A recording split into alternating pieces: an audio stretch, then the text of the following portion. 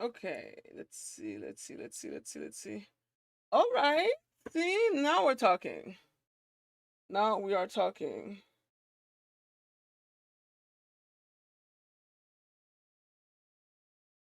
That took a little minute, but I'm here now.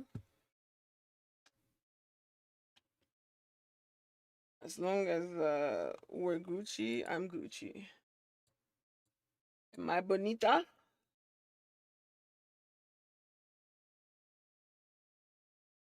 Yes. Okay, finally. Jesus. It was not easy to make everything work again, but it's working now. So I hope it's okay. I hope we're chill. I hope we're everything is fine. So finally, I am doing what I haven't done in a little while, which is a get ready with me video. And that's pretty much that. I've been literally like playing hide and seek, I guess, in a way, with this my streaming platform for the past few minutes. So I'm happy that it's working. I just wasn't feeling like watching a true crime today, though. I usually like to watch true crime, but for once, or maybe I think it's the second time, I'm not gonna watch true crime. I'm gonna watch a video from Stephanie Sue because she's still the goat, my goat.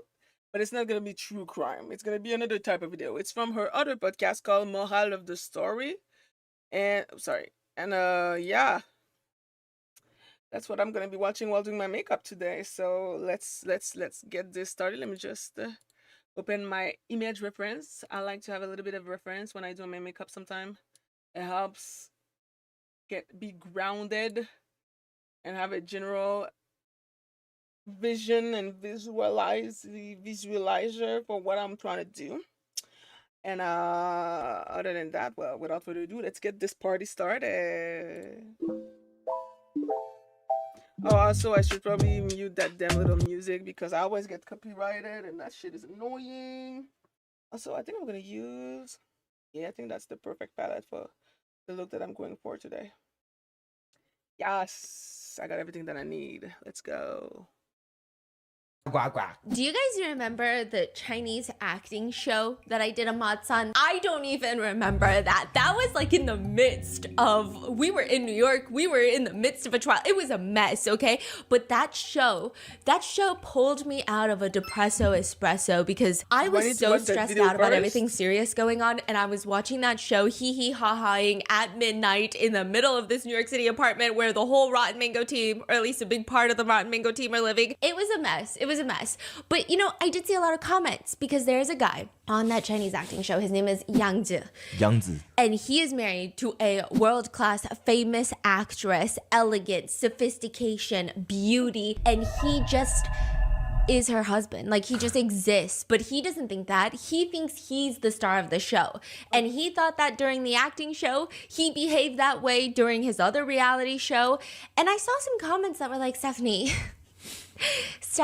you naive little child, you are so innocent right now. Just wait until you watch the show. If you think they're bad, there's also another couple on there. They're batshit crazy. Wait, you haven't told them what show though. Okay, it's a reality show called See You Again. It is a Chinese divorce reality show where the entire premise of the show is they bring on 3 celebrity couples, or couples that are considered public figures that are on the brink of divorce. That's crazy. They get up on this show, and for 18 days, they're gonna try to rekindle their relationship, and by the end, it's so dramatic. They get into an RV and they start driving away from each other, and you can't see the other person because it's an RV, and then if you stop and get out, that means you want to stay in the relationship. Say that one more time. Okay, what do you do? At the end of the 18 days, each couple, like the wife and the husband, so far it's just been heterosexual, boring couples. No, I'm just kidding.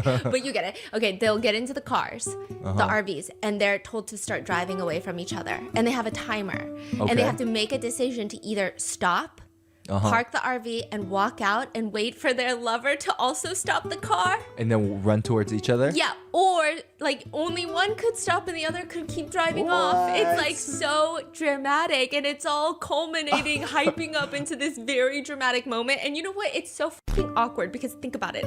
Think about it for one more second. You drive I'm thinking away. about it. I would It's never so do that. symbolic. It's so dramatic. And you're like, where are we going? Home. You drive off. Then you get out the RV. The production's like, we need it for the next couple. Get out the car. You get out the car, and now you're back in the production little tent where now you're soon to be divorced spouses, and also you still have to hire an attorney, and also you probably still live in the same place when you go home. Like, imagine how uncomfortable that is. Like, it feels like a moment, but it's also so goofy. So that's what they're going to be doing for 18 days, and each season is 3 different couples. And I thought Yang Jie and his wife Ava, I believe that's her English translated name, or like how she goes in the global. Huang Shengyi, which man, so many guys' childhood. You'd watch this? I would never do this. I don't know her. Like, never seen her before. No, Way too I'm sorry. invasive. You look like you were reminiscing about No, something. no, or no, something. no, like not a at all. long lost lover or something. What were you saying? Like childhood, like Up? up. Yes, yes, Okay, yes. okay. Yeah, that makes sense. Context is Yang Zi Ava is on that show. Yeah. They're crazy on the show, but This couple. you're not talking about them yet. No, because all the comments that I even got emails, like you guys were so serious about this. I got email, and you know what? I got emails on the rotten mango submission, and I said, you're in the wrong place, but that's okay. That's okay. I will read this email. And it was about covering the other couple on this show because it was that crazy. They're just so batshit insane. And I thought, how could it be worse? How could it be crazier? It gets bad. This show, See You Again, has been airing for a few years, and it's the 2024 season. This is the 4th season. And previously, all the other seasons are just lukewarm. This becomes a trending show because of this season. And it's not even because of There's Ava always that or one Yang Jie. season. It's because of a woman named Mai. Mai? She's not even the celebrity. Her husband is the celebrity. She's not really public facing. She becomes more famous than her husband because of this show. And it just becomes this triggering event. I saw comments of people saying, I am throwing up blood. Please my tell God. me this whole thing is scripted. This is scripted acting. Oh my God, I don't know how to describe her. There are no words left for me. I am speechless. Is there any more things such as logic in this world? A Chinese netizen from France said, after this show, I have been losing sleep for 3 days. It is now 3 a.m. in the morning. I think I am losing my mind. Another Chinese couple in Russia said, we are far away in Russia and it's the middle of the night. My husband woke up pissed off in the middle of the night to discuss Mai. Like, it has not even become just a Chinese netizen discussion in China. It's become the Chinese diaspora across the globe has been talking about this show. One from Germany said, I was so fucking infuriated by Mai that I was on heart rate medication for entirety of 2 days. Just the come thought of her makes my chest feel congested. bad Like, can I it can't, be? I have to take heart pills. I feel so triggered every time I see her face. I can't even go to sleep. So I'm like, what is happening right now? I would like to I gotta know. watch the show. It's on Mango TV. So I'm like, especially now, I just gotta watch the full show. I can't just watch clips of Yang Jie anymore. I gotta watch the whole thing, and I gotta watch this couple. So I start on this show, and I'm gonna run you down all of the couples that are on here. So you've got Yang Jie and his wife, Ava Huang. Which you would be talking about them later too, right? Yeah, you're also gonna need more pills for them too. Like, this show should be studied. If it's scripted, it should be studied. If it's real, it should be studied. These people need to be studied. Okay, so there's Gazi, Ge space Zi. 鸽子. So she's Gotcha. an influencer, or that's how Tiffany was describing her. So she's more of like an online personality. And then you have her husband, Liu space Shuang. Liu Shuang. He's like a radio host, like a host. He's a talker. And this is very important because he just be saying shit that he really should not be saying. Like, there will be couples in the midst of a mental breakdown, and he'll just be like, why you do that? And it's like, sir, Zip it. Zip maybe it. No he's one likes you whatever, either Jen. right now because you're Really? in hot water too. Dang. Yeah, they like his wife, you know. But I mean, compared to Yangji and compared to Mai, this couple is completely normal. This couple is so.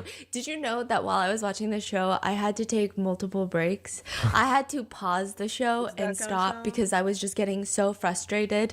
And there were so many times where I walked over to my husband and I kept hugging him out of nowhere because this show made me realize we are so in love with each other.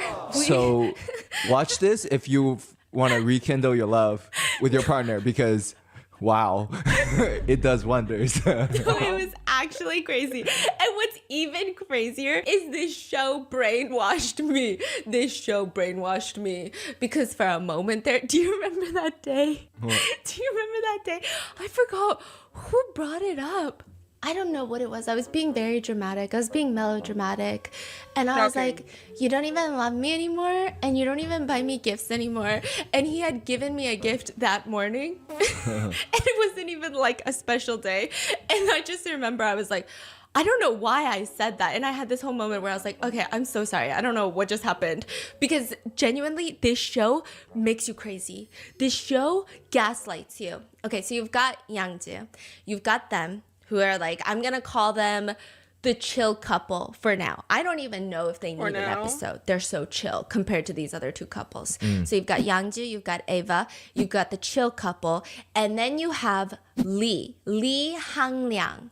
Li Hangliang. Yes, and his wife, Mai. So he has this song, To Only Win Your Heart, I think is the translation. It's like a 90s, early 2000s song that every single Chinese person has probably heard at least once in their lifetime. It's like his breakthrough song. Okay. But then that was his peak and he just kind of disappeared and he has not been as active. Like, okay, Like he's Goatee? Still active. He still Somebody produces that I really used to good know? music. He's still very much in his craft. He's a full-time musician. He's successful. But that song was a crazy peak. And then everything afterwards has not been able to replicate that level of success. Not saying he's not successful, but they end up on this show. And it's weird that they end up on this show. People were confused. Like Yangji and Ava, people love Ava, but they already knew. Like if you're married to Yangji, you're on the brink of divorce every single day. Look at that man, okay? The chill couple, it was kind of, you know, people didn't really have as many opinions. But for Lee and Mai, they thought it didn't make sense because if you look online, they've got 2 kids together. They've been together before he was successful. So they've been together a very long time. It's not like 2 celebrities who got together where you're always kind of like, maybe they will divorce because it's kind of common, at least in America. And also, every single destination that they travel to for vacation, for fun, for work, he will re-propose. Propose? Yes. What? And he tells her to say no so that he can keep proposing to her. And it's like their little That's tradition crazy. where they take pictures in front of the Eiffel Tower and all of these different landmarks where he's down on one knee and she's just standing there. I mean, he doesn't do like an elaborate proposal. It's just he gets down on one knee and he says nice things and they take a that's picture. cute. Yeah, and then cute. I love even that their line. first meeting went viral because he introduced himself. She was working as a sales rep. He introduced himself and said, "Hi, I'm not nervous." And she thought it was so cute, and one thing leads to another, and they end up getting married. They Okay, moved to that's- Beijing, and for the beginning, they're living paycheck to paycheck. I mean, they're both working. Mainly Maya is working until he finally is able to get some good money with his music career, and then she turns into a housewife. Where, well, I don't want to say turns, but she chooses to be a housewife, where she chooses to stay home and raise their 2 beautiful kids. And during that time period, I guess shit goes awry. I guess shit gets weird. In 2014, they end up getting married. Their favorite movie is Up. So he actually creates a life-size replica Lord. of the Up house with brightly colored balloons attached. Like you can walk into the house. He sourced the You're wood. kidding He me. cut the wood. He did the frame. He did everything by himself. That's It took insane. so long, and it probably cost like $40,000 to even make the house.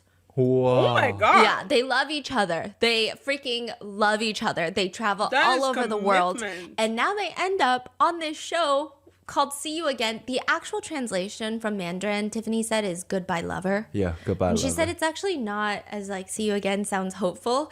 It's actually kind of sad, the name. And so they end up on this show and everyone's like, how did you end up on this show? Because you guys are obsessed with each other. And Lee says, I came on Goodbye Lover because I don't want to say goodbye to my lover. Wow. Oh, so he wants to stay in this marriage. Yeah, and but she wants divorce. no, it seems like she also wants to stay on this marriage. For first few episodes, I was confused about what the the netizens are saying. I'm like, first of all, they seem chill. They seem in love with each other. They actually seem like they're on the wrong show. I feel like they're on this show to piss off all the other couples because they're the example of love. That's what I thought. I thought they were couple goals. So the first day, the 3 couples are gathered in separate locations, and the initial task that you have to do is a quiz. It's basic questions that slowly get a little bit more intense, but it's rather simplistic. When is your spouse's birthday? When was your wedding anniversary? What is their favorite movie? What is their favorite color, favorite food? And then it starts getting a little, not even controversial, but harder. Like, what is one thing you can say that'll instantly trigger your spouse? What is one phrase that they use to piss you off the most? What is the one phrase that they say the most? What is one habit that you can't stand about them? And so it's like a test. They both answer on their whiteboards, and then they reveal the answers and see how well they know each other's answers. And during this stage, Lee and Mai, they pretty much answer every single question very quickly and very accurately. They know anniversary, favorite food, blood type, birthdays, everything. They know it all. Even when they were asked about the identity card number, which is kind of like a driver's license. It's like a social security number. They know each other. Do you know my social security number? Of course. Are you kidding me? You know mine? No. I don't even know the last 4 of your social security number. Because I'm the one that's filling out the form. That's what I'm saying. It's only the ones Even doing all at the the paperwork. hospital these days, I'm like, honey, I gotta lay down. Because it's usually me that's going to urgent care, to be fair. If you went to urgent care more, I think I would know. That's my excuse, okay? They know each other's social security numbers, which is kind of crazy. I don't think that's a normal thing. It really depends. Like, Yeah, it on really people. depends. Yeah. I don't know, depends. okay? But you could just tell that Mai is very happy that her husband knows her very well, and she's like high-fiving him as he gets his answers correct. But some people are already questioning Mai. And there's live chats. So you know how in live streams you can see people's live reactions? Yeah. Even in like the Oh. later episodes, there's live They observations. call it 弹幕. It's like pop. It Yes. pops up. Literally on top of the Yes, the it show. pops up. And so people are like, you can just tell that she's not happy that they truly know each other. She's happy because they get to prove that they're a good couple. And I thought that was very dramatic. I'm like, I don't know why everybody has a vendetta against Mai. It's just freaking rude at this point. She's just answering questions. She seems like a happy-go-lucky woman. What's so wrong with this? And then here comes the question people thought were alarming. What is something that your partner deeply desires but has not yet achieved? So Lee responds that it was for him to put down his work and travel the world with his family. And Mai shakes her head and says, no, the answer is not correct. Basically saying, your answer is incorrect. But I said for you to stand on a bigger stage. Okay. Wait, what's so crazy about that? It's like, it's weird. I think people had some weird energy about it. Okay, let me understand what's going on. They're saying that what's your partner's dream? Yes. So Lee responds that his dream is to put down work and travel the world with Mai. Oh, Lee said that's my dream. And Mai said her dream is for Lee to get on a bigger stage. Yeah. And so some people saw it as this is a woman who has put down everything to support her husband's dream, which is already not great for a relationship because like you can't sacrifice your whole being for another person. So some people saw red flags with that. Other people saw it as like this woman is obsessed with his success. Like she is like a mom, like a pageant mom. Like, oh my God, you got to get on a bigger stage. You got to win Miss USA. You got to do Miss Universe next. It was giving weird energy, some netizens thought. And at one point, you know, she just starts crying and there were some jokes. But Lee says, I mean, I'm not surprised by her answer. She's always been like this. She always prioritizes me and my work. Ever since we met, she's been very supportive of my work. So you got 3 groups now. Where some people think this is very sweet. Some people think it's a little crazy because she's a pageant mom. And some people think it's just not healthy. Even if she's that supportive, it's just not healthy to be in a relationship like this. Mai even says herself, I would rank myself last in terms of priorities. So it would be Lee is her number 1 priority, then her kids, then her parents, and then her. So some people took That's not problems with this and good. said, why aren't your kids first? And then First some of people all- were mad about that, saying, no, you should always be your first priority, even if you That have too. kids. That You can too, never I be kinda right. agree. Yeah, you can never be right, especially when you're a mom. Like, that's one thing Yeah. I've learned. It's hard to be right as a woman. It's even harder to be right as a mom, okay? And so people are very upset with her priority list, but she says, I'm just the kind of person I love to give. I feel very happy and I never ask for anything in return. So she sounds pretty Okay. normal. She sounds normal. It feels like people are dogging on her for absolutely nothing. Like as I was watching the first episode, I'm like, why are people so mean? Like why do they have it out against this poor woman? She's not even a celebrity. She's, the housewife. She is the mother of his children, the supportive wife, and people are dogging on her. She was giving very wholesome, full-time housewife, selfless, maybe to her own detriment, loving woman who I don't think it's crazy, but if you want family first and not career, why not go full support? I mean, I don't even think she wants family first. She said she put her husband, like her priority list is very, in my personal opinion, her priorities are very weird. She put her husband first and then her children, when I feel like logically speaking, your children should always come first. If you as a person doesn't come first, then your children should. Your children should always be coming first before your spouses, because they depend on you for everything. Like, they need you for everything. So your spouse is supposed to be a grown adult. I'm not saying your spouse can't rely on you, but her priority are very weird. If her husband is first, then let that man travel with the family. Why push his career? That's odd. That too. That's what it's just. You know, that's suspicious a little bit. Like, the way she answered that question, like, sorry, no, I don't want you to stop like doing music and travel the world with us, which is a beautiful dream. I want you to go on a bigger stage. It's kind of crazy. Kinda prioritizes crazy. her family on top of everything. And you can tell that there is some complexity to it. She does seem a little bit more self-conscious about herself, her body, her appearance. And it probably doesn't help that he's in the entertainment industry and she's on this show with Ava Huang and even the other chill couple. Like, they're all, I guess what you would say, conventionally beautiful. And she does not see herself as conventionally beautiful, because that's just the society we live in, right? And at one point, you can kind of see this come through. She says that Lee was going to this entertainment industry house party. It was an agent hosting a huge party for some other smaller celebrities, other agents, and it was at their house. This is in Beijing. That's So what I'm you don't saying. have so much Jeannie, that's a space. beautiful It's dream. limited space. Nobody was allowed a +1. It's just, hey, I'm literally just inviting you. Like, I'm not inviting you and your 12 kids and like your grandparents. Like, just, I can't, like, we have an occupancy rate that we got to stand by. And so he's like, oh, that makes sense. And so he tells her, yeah, I'm going to go to this work dinner. And it's literally just no spouses, nothing. And they have this picture so she can see everybody that's there. And they're all part of the entertainment industry, whether they're agents behind the scenes, managers, or the celebrities themselves. But she thought that she wasn't invited because her husband was embarrassed of the way she looks. Oh, So it's very complex. Whoa. That's- She's Wait, saying- she shared that? Yeah, That's she's very saying, maybe insecure. he really doesn't kinda mind sad. because he's never said he minded or made her feel like he minded, but she thinks these little things make her feel like, I'm afraid he'll think I'd embarrass him at the party. Okay, so they're going pretty raw about it. Yeah.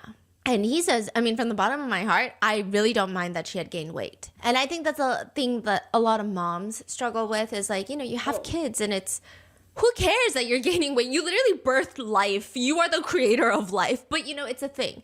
And so she would always take pictures and say, do I look fat? Do I look fat? And he would, okay, this is where I'm confused. He doesn't say no, but I don't know if that's better. I don't know. So he says, yes. You want me to tell the truth, right? Oh, Lord. And she says, I thought you were going to say no. Oh, Lord. And he says, I love it. I love the way you look. So it's weird. Some people like it because if he said, Yeah, but fat in Asian standard is literally like, is like a normal size to almost skinny in Western standard. Like, they gain 1 pound and it's the end of the world. You are letting yourself go, girl. So I don't think it's a very I don't think it's a good idea to tell your the mother of your children that she indeed gained weight. Although I understand wanting to be honest and shit, I just feel like ultimately, if she's still postpartum, why are you doing this to yourself? Why are you doing this to yourself? If she's not postpartum, but she still seems to have, some sort of insecurities, as many women do after giving birth, I still don't think it's a good idea to be this level of honest. I think that there's probably a way to be more diplomatic about it. Um, yeah.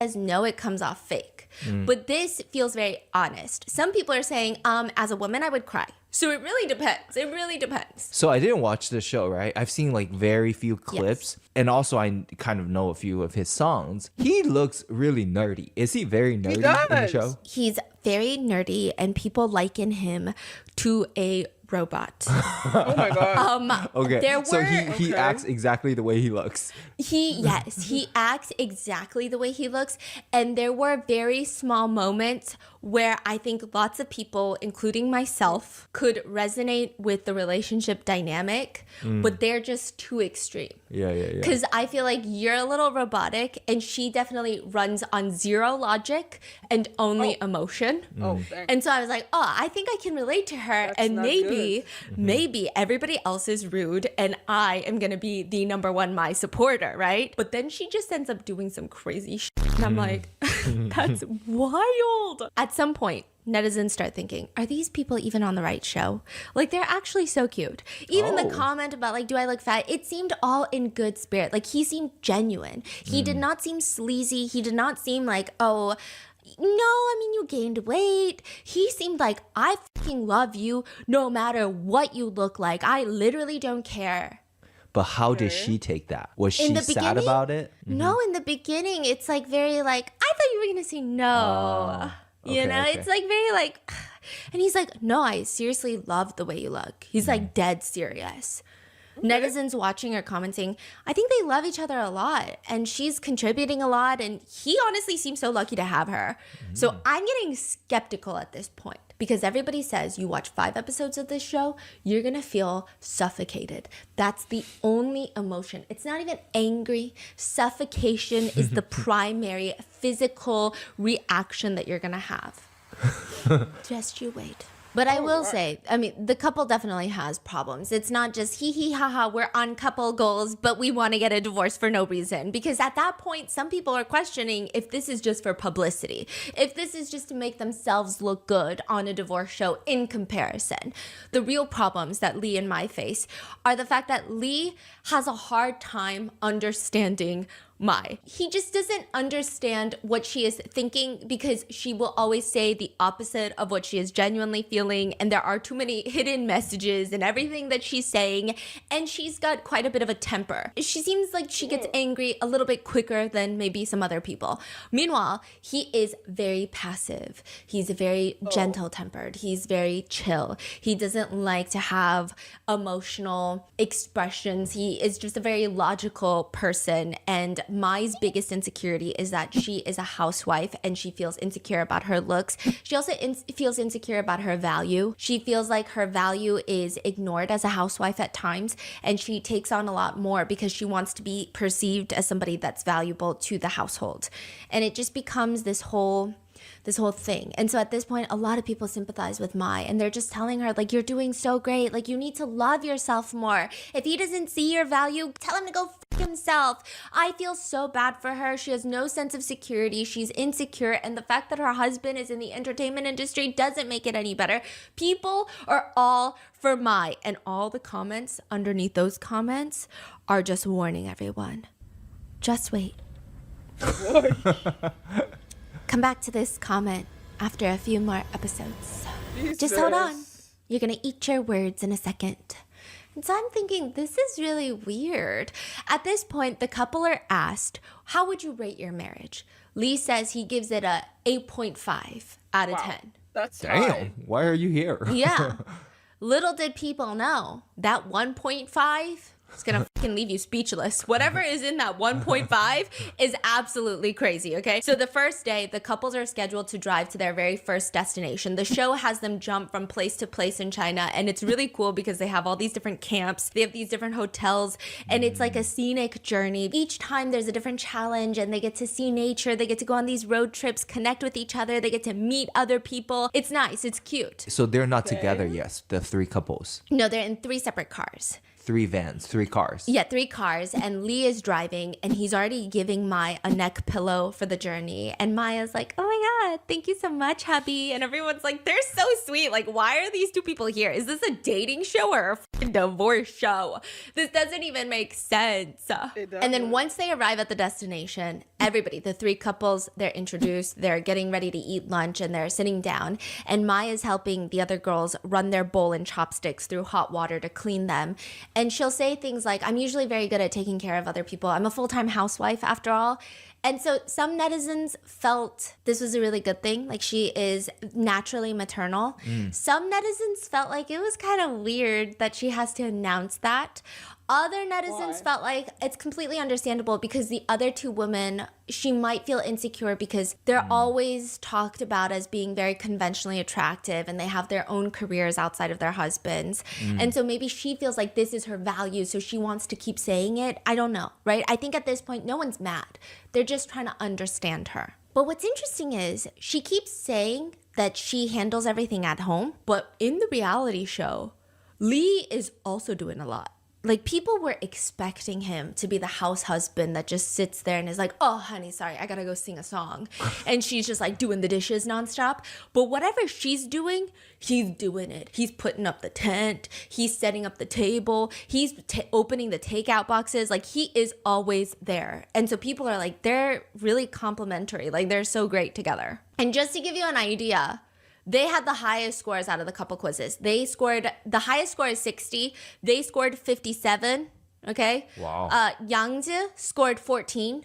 14? 14. And just to give you an idea, strangers crazy. can get 12 points out of just sheer dumb luck. It's like a probability thing. Like, so that just means, like, Yangzi doesn't know anything about Ava. he knows nothing about his wife. Okay? Ava? Eva, I think. Eva? Okay. He knows nothing about that That's beautiful woman. crazy. Truly, What the fuck? nothing. Diabolical. He pisses me off too. That is wild. See, that's so interesting. Like, this couple knows each other so well, but they have so many problems too, right? Yes. Versus Yangzi, like, they don't know anything about the wife. I guess different sets, different types of relationship problems. Yeah, I feel like fundamentally it's weird. Mai and Lee want the same things, but they are very different as people. And they have very vastly different personalities. Okay, Yangzi and Eva, I can't even begin to understand Yangzi. I think she need to run. That's it. That's all I can say about them. But then the other couple, the chill couple, they have very similar personalities. I feel like their personalities are such a good match, but they have fundamental beliefs that are different. That's even how they describe it, because she's very ambitious and her husband is like, Lay back. you know, Yeah. let me just, life is what it is. That is so, because, you know, we've been talking about this a lot too. Yeah, because we thought as long as you have your core values are the same, we thought it works out, right? But then I look at Lee and Mai and I'm like, oh, maybe we're wrong, because that doesn't make sense either. Just wait, it gets so weird. This is the vibe it gives me. Yangzi and Eva, they give me on paper couple. She's a famous actress, super successful. He's just like a rich kid. I don't know. Okay, but like, I guess on paper, technically, if you romanticize Nepo baby and then she is like this incredible, successful woman, it sounds like it could be a match. So on paper, everything made sense. And then they got married and they're like, wow, he sleeps until 3 p.m., goes to sleep at 4 in the morning. I barely see this guy. He never holds his wife's hand, doesn't know a single thing about her. And all he does is go on lectures about life lessons. He thinks he's the fucking next Confucius. He thinks he is a stoic rebirthed. He's weird. He's crazy. And then the chill couple, He feels like life is about going with the flow. Even love, he says there's no such thing as soulmates. Like you pick someone and you're never going to find someone that you're 100% satisfied with. So you pick someone and you just kind of, you go with it. You try to, have some fun. The wife is like, no, that's not at all. I want love. Like I want to keep working on it. I am just as ambitious in this relationship as I am in life. And then you have Lee and Mai who seem like they're supposed to be perfect. But Lee says, my core conflict with my wife is, I think she's way too dominant. Dang. And this is where you see the shit starts going down. You see the wall break a little bit. Because up until this point, they're sitting down on the little couches answering the questions. She's getting on her knees to fold his pants. She is like obsessed with this man. The minute the D word comes out, dominant, like every frame where he says she's dominant, you just see her in the back staring him down like a dominant person. Very dominant, like very domineering, but she will not admit it. And Lee says she interferes in all aspects of just everything. She takes care of me, yeah, but it's to the point where I feel like it's too much. It's like I don't even have control over my own career. Wow. Mai says he thinks I'm way too dominant. But I just need him to listen to me on many things. And if he doesn't, yeah, I'll be unhappy, but I'm not dominant. And everyone's like, okay. There's another part where all of the couples are outside in a bonfire and she's like drinking her tea. And she's just staring at him because he's explaining to the other couples that that's the main struggle he has in their relationship. And the way she's glaring at her husband, the netizen comments are, this is not dominant. I can feel her dominance. She is so domineering. Like you are dominating everything. Even during interviews, there's this one section where Mai's question was like, what do you want me to be like? And Lee is confused by that question. And he's like, in terms of looks or not entirely. I mean, like, what can I do to make you more comfortable? I guess if you were less pushy and way less frugal, and Mai is smiling on the side, and everything about that smile scares the shit out of me. That smile? Oh my God. You ever see people smile and you go, I think something's about to happen and I don't think it's gonna be good. It's the mom smile. It's the, you're so lucky that there are cameras here right now. You are so lucky that we're in public right now because I'm about to beat your little ass. That's the mom smile she's giving her husband. Did she say anything though? No, she's just like, so you're gonna answer my question honestly? That's crazy. And so he's just explaining, I mean, we've argued about a lot of these two things. Like, this is, when it comes to being pushy, when you think something's right, you won't listen to anybody else. Like when I talk about being pushy, it's more in my line of work. Like you can be pushy about other things, but why do you have to be pushy about my line of work? It's my work. And also he's in creative work and she's not a musician. She doesn't even like his music. Okay. It's not like she was already in the music industry. Yeah. It's not like she do you get what I'm saying? It's kind of like Yeah. And then he says, as for being frugal, I think you're just a little too uptight with money and I think it's excessive. So he is the sole breadwinner and she handles all the finances. He doesn't even get an allowance. He has to ask her to spend his money. I mean, their money, to be fair, right? But it's just, he says you're frugal to the point where it's just too much. It's not even that he wants to spend money on himself. It's the fact that they live in a $5 million Beijing house. Damn. But she won't buy a trash can. What? So they use an old paint bucket and throw a little plastic baggie in there. And he's like, What are we doing? this is like f***ing miserable. He just wants a new fridge. They use a fridge that's like 10 years old and it's a hand-me-down from like 20 different people. And halfway through him talking, and he's not even talking the way I'm talking. He's talking very passive, very like, I mean, we've talked about it before. So I just think that she's sometimes a little too frugal. Halfway through, you just see her staring and slowly start crossing her arms. And everyone is like, uh-oh. She is not listening to what her husband is saying. She does not care. She is fucking pissed. She is staring at him. And she just responds, I hear what you're saying, but it's actually very difficult for me to change. And so people are like, oh, then why are you on this show. Isn't that the whole point? Kind of. And there's so many moments where there's all these small red flags. And I'm going to get to the actual parts. But in the beginning, their progression into the crazier couple is very slow. It's a slow burn.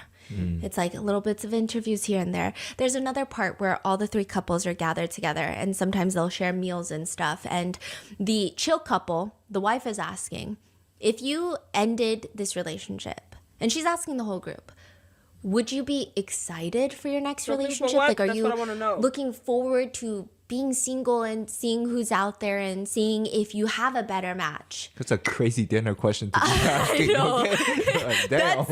That's great. Yeah, no, that's unhinged. I'm gonna ask that tonight at dinner. I'm gonna gather every single married family member. And Mai says, I won't, which is a good answer, right? But she says, I won't. I am pretty certain in my lifetime there is no one I could ever love more because I've already used up all my energy and love. I think it's just really not easy for me. Like everything I say is coming from the bottom of my heart. When I love someone, you really have to spend a lot of energy and effort and mental strength, and I think I've used it all. A lot of people did not like that answer. Do you know why? No. Bitch, that's crazy. Like if I said that, how would you feel? It's kind of weird. I just don't know what that even means. Like you used it all. Like you're tired, you're over it. Like what does that even mean? Probably both. It Tired and over doesn't it. sound like love. Yeah. It sounds more like guilt tripping. I've put so much energy and yes. work and love into this relationship. I have nothing left in me anymore because I've already used it in this relationship. Yeah. And so people are saying that's really kind of a shitty thing to say when you're actively trying to work on your relationship because it makes your partner feel more guilty and it guilts them into staying in the relationship when like that shouldn't be the case. Even her husband does not look touched by what she said. All the netizens are just commenting, this is such a suffocating sentence. Yes. Another says, a love that's too deep always becomes a burden. Others are saying, help, this is worse than not having feelings anymore. But people are saying this is like so much pressure to put on your partner. Others are saying this is like how a mom talks to their kids. This is like a very 답답해 love. Like a really bad way to talk to your kids. Yeah. Like I did all of this for you. Yes.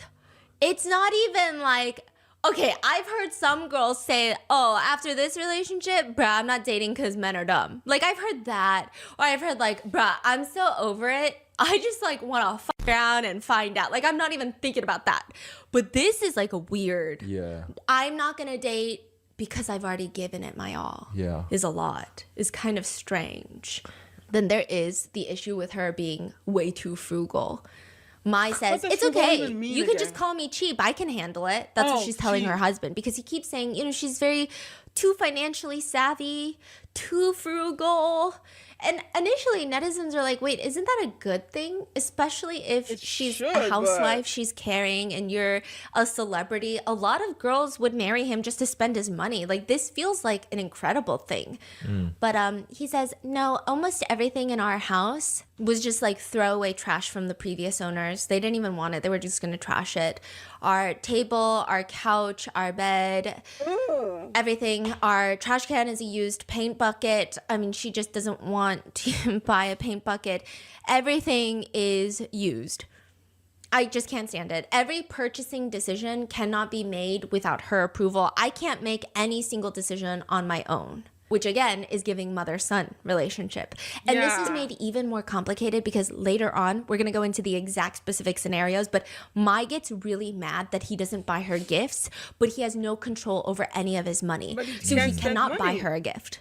But she gets mad that he doesn't buy her a gift. So then he's like, but with what money? And then she's like, no, but I don't care. Maybe she just wants more hand-me-downs. No, she wants like a designer bag. Oh. Yeah, no, we're gonna get there. It's like very confusing.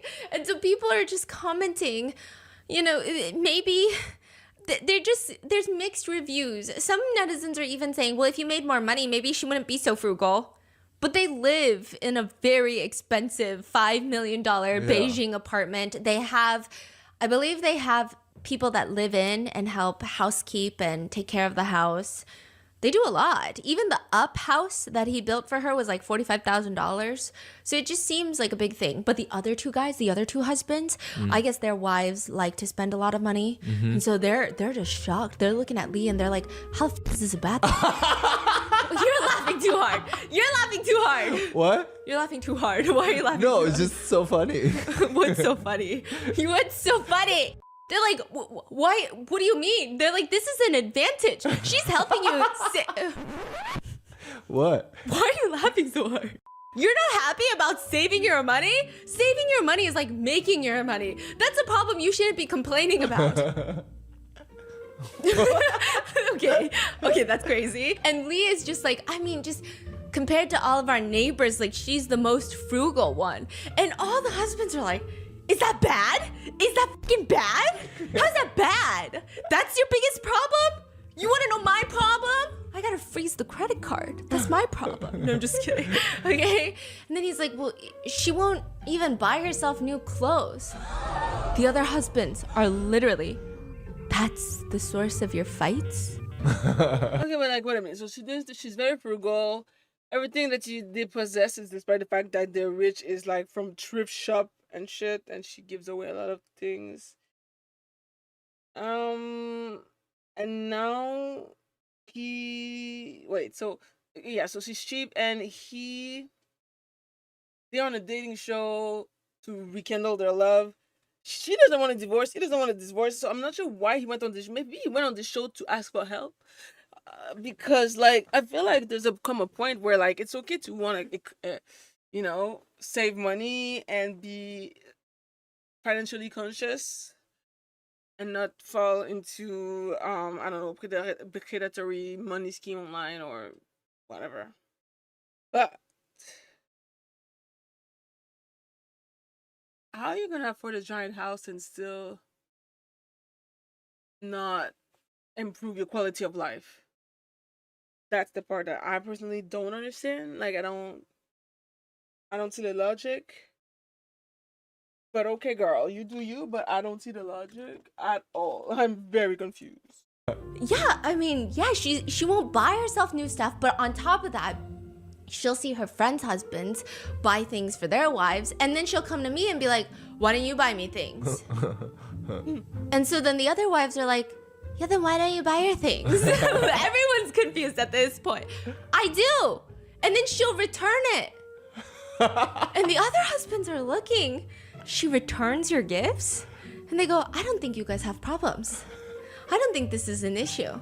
Get out of here with this shit, okay? And all the netizens are commenting, no, this is an issue. This is a real issue. Mai's love is a burden. You don't get it. She loves him more than she loves herself, and that is a burden. So none of the other couples are looking at Lee like he's got a real problem. They're like, get your booty out of here. You are in a happy relationship. In fact, I want to marry your wife. Give me your wife, okay? That's the beginning, right? The very beginning. Okay. They will change their minds very quickly, okay? That is in the beginning. But as the show continues, by the second day, everybody arrives at their next destination. They're moving fast. It's like a cross-country road trip. And they have their lunch. And prior to that, there was this traditional Mongolian performance that they get to watch. And so these women are dressed in their Mongolian traditional attire, dresses, and they're dancing to traditional Mongolian music. And Mai decides that she's going to join in. So it's like two girls, and then she joins in. Everybody's having a good time. And then Eva decides that she's also going to join in. So now she's dancing. And mind you, Eva is a goddess. She's an actress who graduated from the Beijing Film Academy. She's won many acting awards. I mean, there's no doubt that she is incredibly beautiful, highly talented. But on top of that, she is just, everything about her is pure elegance. She'll be wearing like a Juicy Couture track set. And I'm like, a track suit. And she just looks like a queen. I don't know how to describe her elegance. It's weird. She be using a giant scrunchie, putting her hair up in a bun, and I'm like, you literally look like you could be receiving a Nobel Peace Prize right now. Something about you just screams sophistication and elegance, even when she's dressed like that. So she starts dancing, and everyone's clapping. Everybody's having a fun time. Everybody's just dancing. But the moment that Mai sees Eva dancing, she stops. And she's clapping for Eva with everybody else. And she's like, oh my God, so wonderful, so wonderful. And she keeps making these comments of, oh, if someone told me she was dancing, I would have stopped dancing. I'm so exhausted. I was just like, she's trying to say, I was trying to make the atmosphere fun. And I was so tired by that. If you told me she was dancing and she was making the atmosphere fun, I wouldn't have done that. And afterwards, she's like, oh, you were so great. You were so incredible. Like, you're beautiful. And then they sit down to eat. So all three couples sit down to eat, and they're kind of set apart from each other. Imagine 3 separate tables. But they're all in a row, so they all can kind of cross talk, and there's nobody else in the restaurant, so no one else can hear them. But she's just scolding her husband. She's like, why didn't you stop me? Why didn't you stop me from dancing? Basically insinuating it's embarrassing to dance next to Eva. Oh, yeah, she insecure about it. Yes, and then she's like, at least you could have reminded me. I could have avoided being part of the atmosphere group. So atmosphere group being like people who set the vibes. And she's like, if she was already setting the vibe, I wouldn't have been setting the vibe. And he just thinks it's like a funny joke. Like, she's just being funny and cute about it. And he's like, what am I going to do? Scream across the room to tell you to, hey, stop dancing. No, but like, you can walk over there and pull me away. That would be so bad. Like, that would be worse. That would be freaking crazy. Like, he would get canceled on the internet. Yeah. And so he's like, no, but your dancing was really good. And she says, no, it wasn't. So the netizens are just really confused. And on the show, there are a panel of experts. Some of them are celebrities. Some of them are celebrity hosts. Some of them are like psychiatrists. And they all like to comment on the relationships. And as they're watching, their primary emotion is perplexed. And all of them are saying, we understand that she's insecure, but it was so good. Like, she looked beautiful dancing. Yeah. It's something that only she saw in herself. And so netizens are commenting, but if he had pulled you, you would have been so upset. I think it would have been more embarrassing. And also, like, he thought you were having fun and you looked beautiful. Like, it's okay. Others are saying, like, this is actually so bad. They're saying, while I understand her insecurity, she's the one that started dancing first. And the second that someone prettier is dancing, she suddenly doesn't want to dance. And now it's her husband's fault that he didn't stop her from dancing. It just feels weird. It's like a weird emotion to have. Other people were more understanding, but this is kind of where the hate train starts. But this is not the bad parts. These are still very understandable.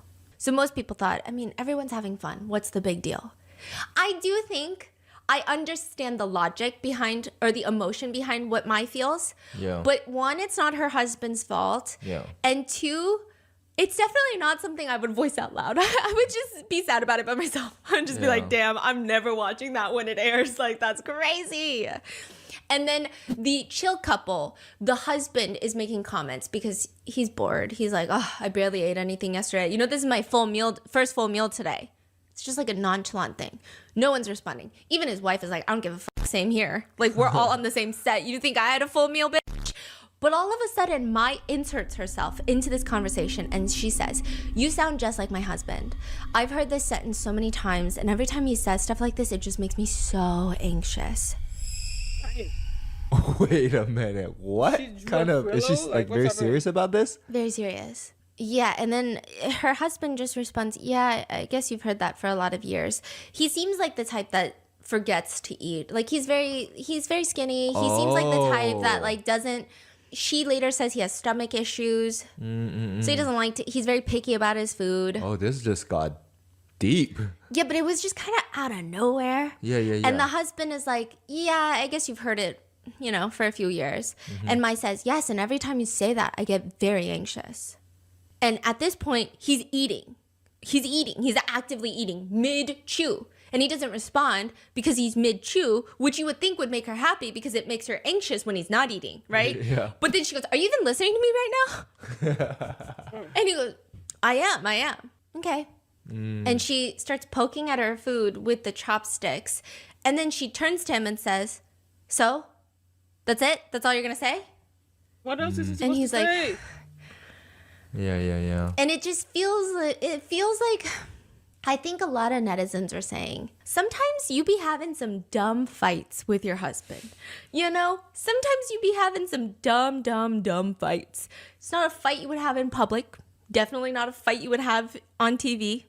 because it's just like a dumb fight. Like, you only do this when you're home alone, you two. You're not really even trying to have a fight, but maybe you're a little pissy from the day and you're like, that's it? That's all you're going to say? Okay, whatever, I'm mad at you. And then it's like really not a big deal. And then you're like, babe, don't be mad. And then you're like, okay, I'm not mad. Okay, netizens are like, we get it, but this is crazy to do it right now in this setting in front of people. Yeah. Because a lot of netizens are like, fine, yeah, we can attest sometimes your husband is not immediately responding and you'll be like, are you even listening right now? But it's like, this is weird to do it in this setting. And so he tries to twist the subject because he doesn't want to continue. This is really weird. It almost seems like she's wanting him to say, thank you so much for taking care of me, or like, so sorry for making you anxious all those years. I don't know. But he just says, oh yeah, I was talking to one of the other husbands yesterday and we actually have a lot in common.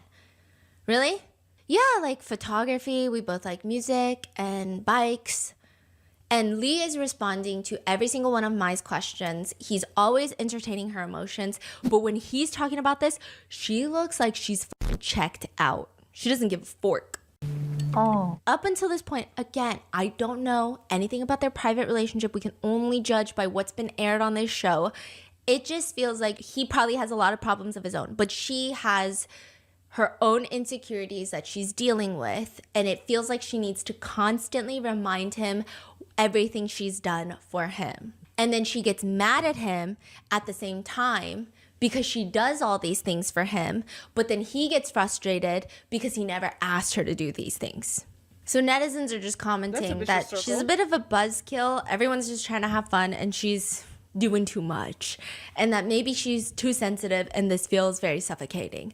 One thing about this show is that, and this gets me every single time, everybody's marriage is on the brink of collapse. Everything is in shambles, but the way they give each other advice, all of them be giving each other advice, I'm like, ma'am, your divorce papers have been printed. The ink is still drying.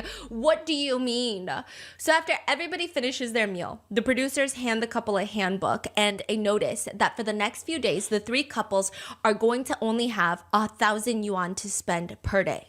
Each couple. Yes, which is $140. No, collectively. Oh, 6 people. Yes. Wait, Okay. And throughout the collectively? episodes, the three couples are going to take turns managing the finances and being the tour guide for each stop that they have. So let's say we're going to Kentucky tomorrow and we are part of the three couples. We can only spend $140 for the entire three couples.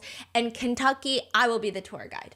And then the next one is Arkansas, and the next couple is going to be the tour guide. And whatever you don't spend the first day is going to be carried over to the next round. Oh. And then when you run out of money, I mean, I don't think anything big happens when you run out of money. It's just for the purpose of creating some sort of challenge and operation. And immediately Mai announces, I'm the perfect person for this. Like, I handle all the finances. I love doing stuff like this. And so netizens are thinking, okay, this is going to be perfect. Like, this is right up her alley. So she takes on that day immediately. She's like, okay, I'm going to be in charge of today. She gets control of the finances. And immediately, she's just a buzzkill. At the end of the day, this is a divorce show to have these couples reconnect.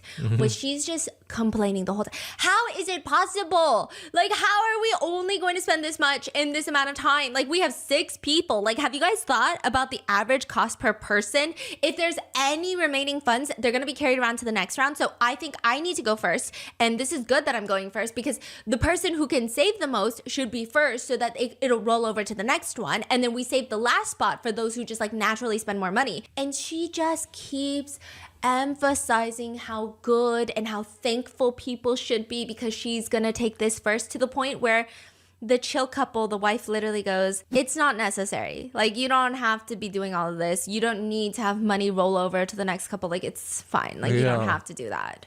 Like, she wants people to be so thankful when it's like, it's fine then. Don't even do it then.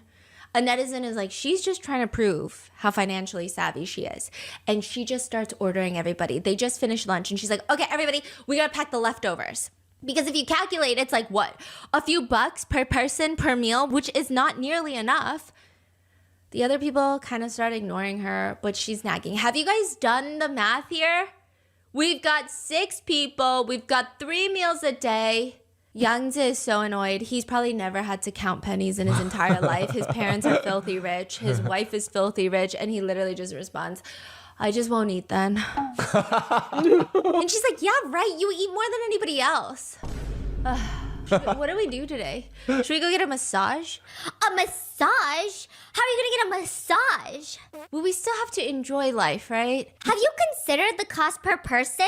Do you know how many meals that is? If it's 3 meals per person per day, that's like 36 meals starting to... Hey, where are you going? And he's just walking off. So Lee, her husband, and the other 2 girls stay by. Lee is like, welcome to my life, guys. Yeah. And they start packing the sounds like a lie. leftovers. I And don't at think this I'd be point, able to do netizens that. are still kind of supportive of Mai and her financial decisions because they're like, yeah, okay, these celebrities have never had to penny pinch in their lifetimes. Little do they know this is our entire existence. But then she steps out of the tent, the restaurant, and she immediately starts calling Eva's husband, Yangzi, baby. Baby. Like pet names. So he wants to go buy fireworks and she's like, honey, you can't be spending any more money, okay? Be a good boy. I'm not paying for any of these expenses. These kids. What? So she's like, What is happening? Okay, so she's like turning herself into like mommy, maybe? yeah, like mamacita, but it's some people thought it was It's just like weird. Yeah. Her energy shifted with everyone. Like she's Yeah. in charge now. I don't know. I don't think I would take offense to it, but some people took offense to it. Why are you calling some like it almost feels like a woman using this to suddenly talk so casually to another woman's husband. Oh, okay. I mean, I didn't think it was that crazy, but some people were like, does she think she's funny? The screen was flooded with like question mark. They were saying honey is crossing the line. She's calling him baby in front of his wife and they just met yesterday. So people were saying it's just crazy. But I mean, Eva didn't seem to care. So people didn't think it was the biggest deal. they're She also divorced, does so I it don't to the think she's other gonna care. husband. He wants to buy cigarettes and she's just like, honey, we can't be spending money like this. And I'm sure for smokers, maybe it's difficult to curb your cravings because it is an addiction. It's a nicotine addiction. And he is trying very hard. He's like, I will not eat breakfast for the next 2 days, but I probably need my cigarettes. You know what I mean? Especially I'm on this show to try to make my marriage work. Cutting an addiction cold turkey in the midst of that is probably not ideal. It's not. Okay. So maybe I want the cigarettes, but she's so intent about it that he does not end up getting it. Oh, dang. So people already thought that was very low EQ of her. Like just too serious, right? Yes. Like you're like bringing down everybody's mood. Yeah. doesn't have to be While that even though you're serious. doing the challenge. It's like the challenge is supposed to be fun for everyone and make Yeah. it like a fun, like, oh my God, what do we do? Yeah. But it's not supposed to be like this. So serious, yeah. And in order to pay for fireworks that they really wanted to do, her husband volunteers to sing a song as payment. And they set up this beautiful place with mics, stereo. I mean, it was already set up. Oh, he's gonna sing a song to the Yes. firework Oh, that's people. nice. Yes, but it's already set up in this beautiful location. There's a mic stand. He has his guitar already. And what I'm trying to say by that, and this is very important later, is this whole singing of the song is included as a very lengthy segment in the episode as well. So yes, he's singing a song in exchange for fireworks, but it's also really good promotion for his career. Because yeah. it's not like they're not giving him vocals, they're Yeah. not giving him the proper stage. He's not just like performing on the street like randomly and it looks uncomfortable or embarrassing. Yeah. It's such a vibe. It's a promotion for his song. It's on it's national his career. TV. Yeah. Exactly. This is important later. Not important right now, but just remember this. But as she's recording it, it was just giving mom recording son at a talent show vibes. So the other couples, they're sitting there enjoying the music. And I don't know, I feel like when I watch you do things that you're good at, like I just like to enjoy the show. Just like to enjoy the vibe, right? Disgusting. Oh, what? You know, you just want to like see your husband in his element, being a nerd, being whatever, doing whatever, right? But she's like, the way she's recording is like a TikTok. She's like left frame, right frame, up, right, left, up, right, up, left. And then she's scanning the crowd, showing the other couples. It was just, Okay. some netizens just thought it was a lot. Right. It was a lot. It was a lot. Like, this is a marriage show at the end of the day. It's like a divorce show. It's not promote your husband show. It's like, he might not be your husband at the end of this show. So if anything, don't you feel like you're in the space of, who knows? It might be the last time you hear him sing like that. Dang. I don't know. It was just weird. By the rest of the night, everyone wants to get massages, but immediately Mai is already going off. Why am I the only one thinking about saving money? Are you guys not going to eat, drink? I mean, think about it. If we spend all the money, we're going to have to keep performing here tomorrow and the next day for food. We're going to be doing martial arts. We're going to be singing. We're going to be doing all sorts of little talents. I think Mai thought that she was being funny. But nobody else thought it was funny. Like, they started getting annoyed because I think maybe the first time it's funny, but then all day, all night, it's no longer getting funny. I think she has the right intentions, but it was just a buzzkill. And the other couples just get silent, and she's nagging to the point where, you remember the radio host husband, the chill couple husband? Chill husband, he's done with her. He just says, you can eat less then. And then Yangju, Nepo baby, parents are rich, wife is rich. He said, that amount of money is fine, okay? Just, we can buy whatever we want. It's fine. His whole attitude is, I'm going to pull out my black card. The producers are going to stop me? I didn't think so. Come on, I need a massage. I'm so fucking bored. I don't know anything about my wife, so it's getting awkward talking. I mean, it must be hard to live like a peasant when you're so used to live like a king. These Asian reality show where celebrities are used, I find that so fascinating because you would never see Beyonce in a show like this. Not in a million fucking year. The bitch doesn't even do interview. And I love Beyonce, but she would never. There's this. I feel like it kind of makes it makes them feel more accessible. I don't know if it's supposed to make them more relatable because obviously, I don't know if that would work, but like, it makes them feel more accessible or like probably a little bit relatable as well in their own way because, I feel like we often forget that celebrities are people and that they too also have to do certain things that everybody do in their daily basis. So like, I kind of like that aspect of it. Now, obviously nobody likes a buzzkill, so I wonder if this girl is still gonna be with her husband in the end. I feel like he's probably not gonna leave her because he seems very, very, very passive.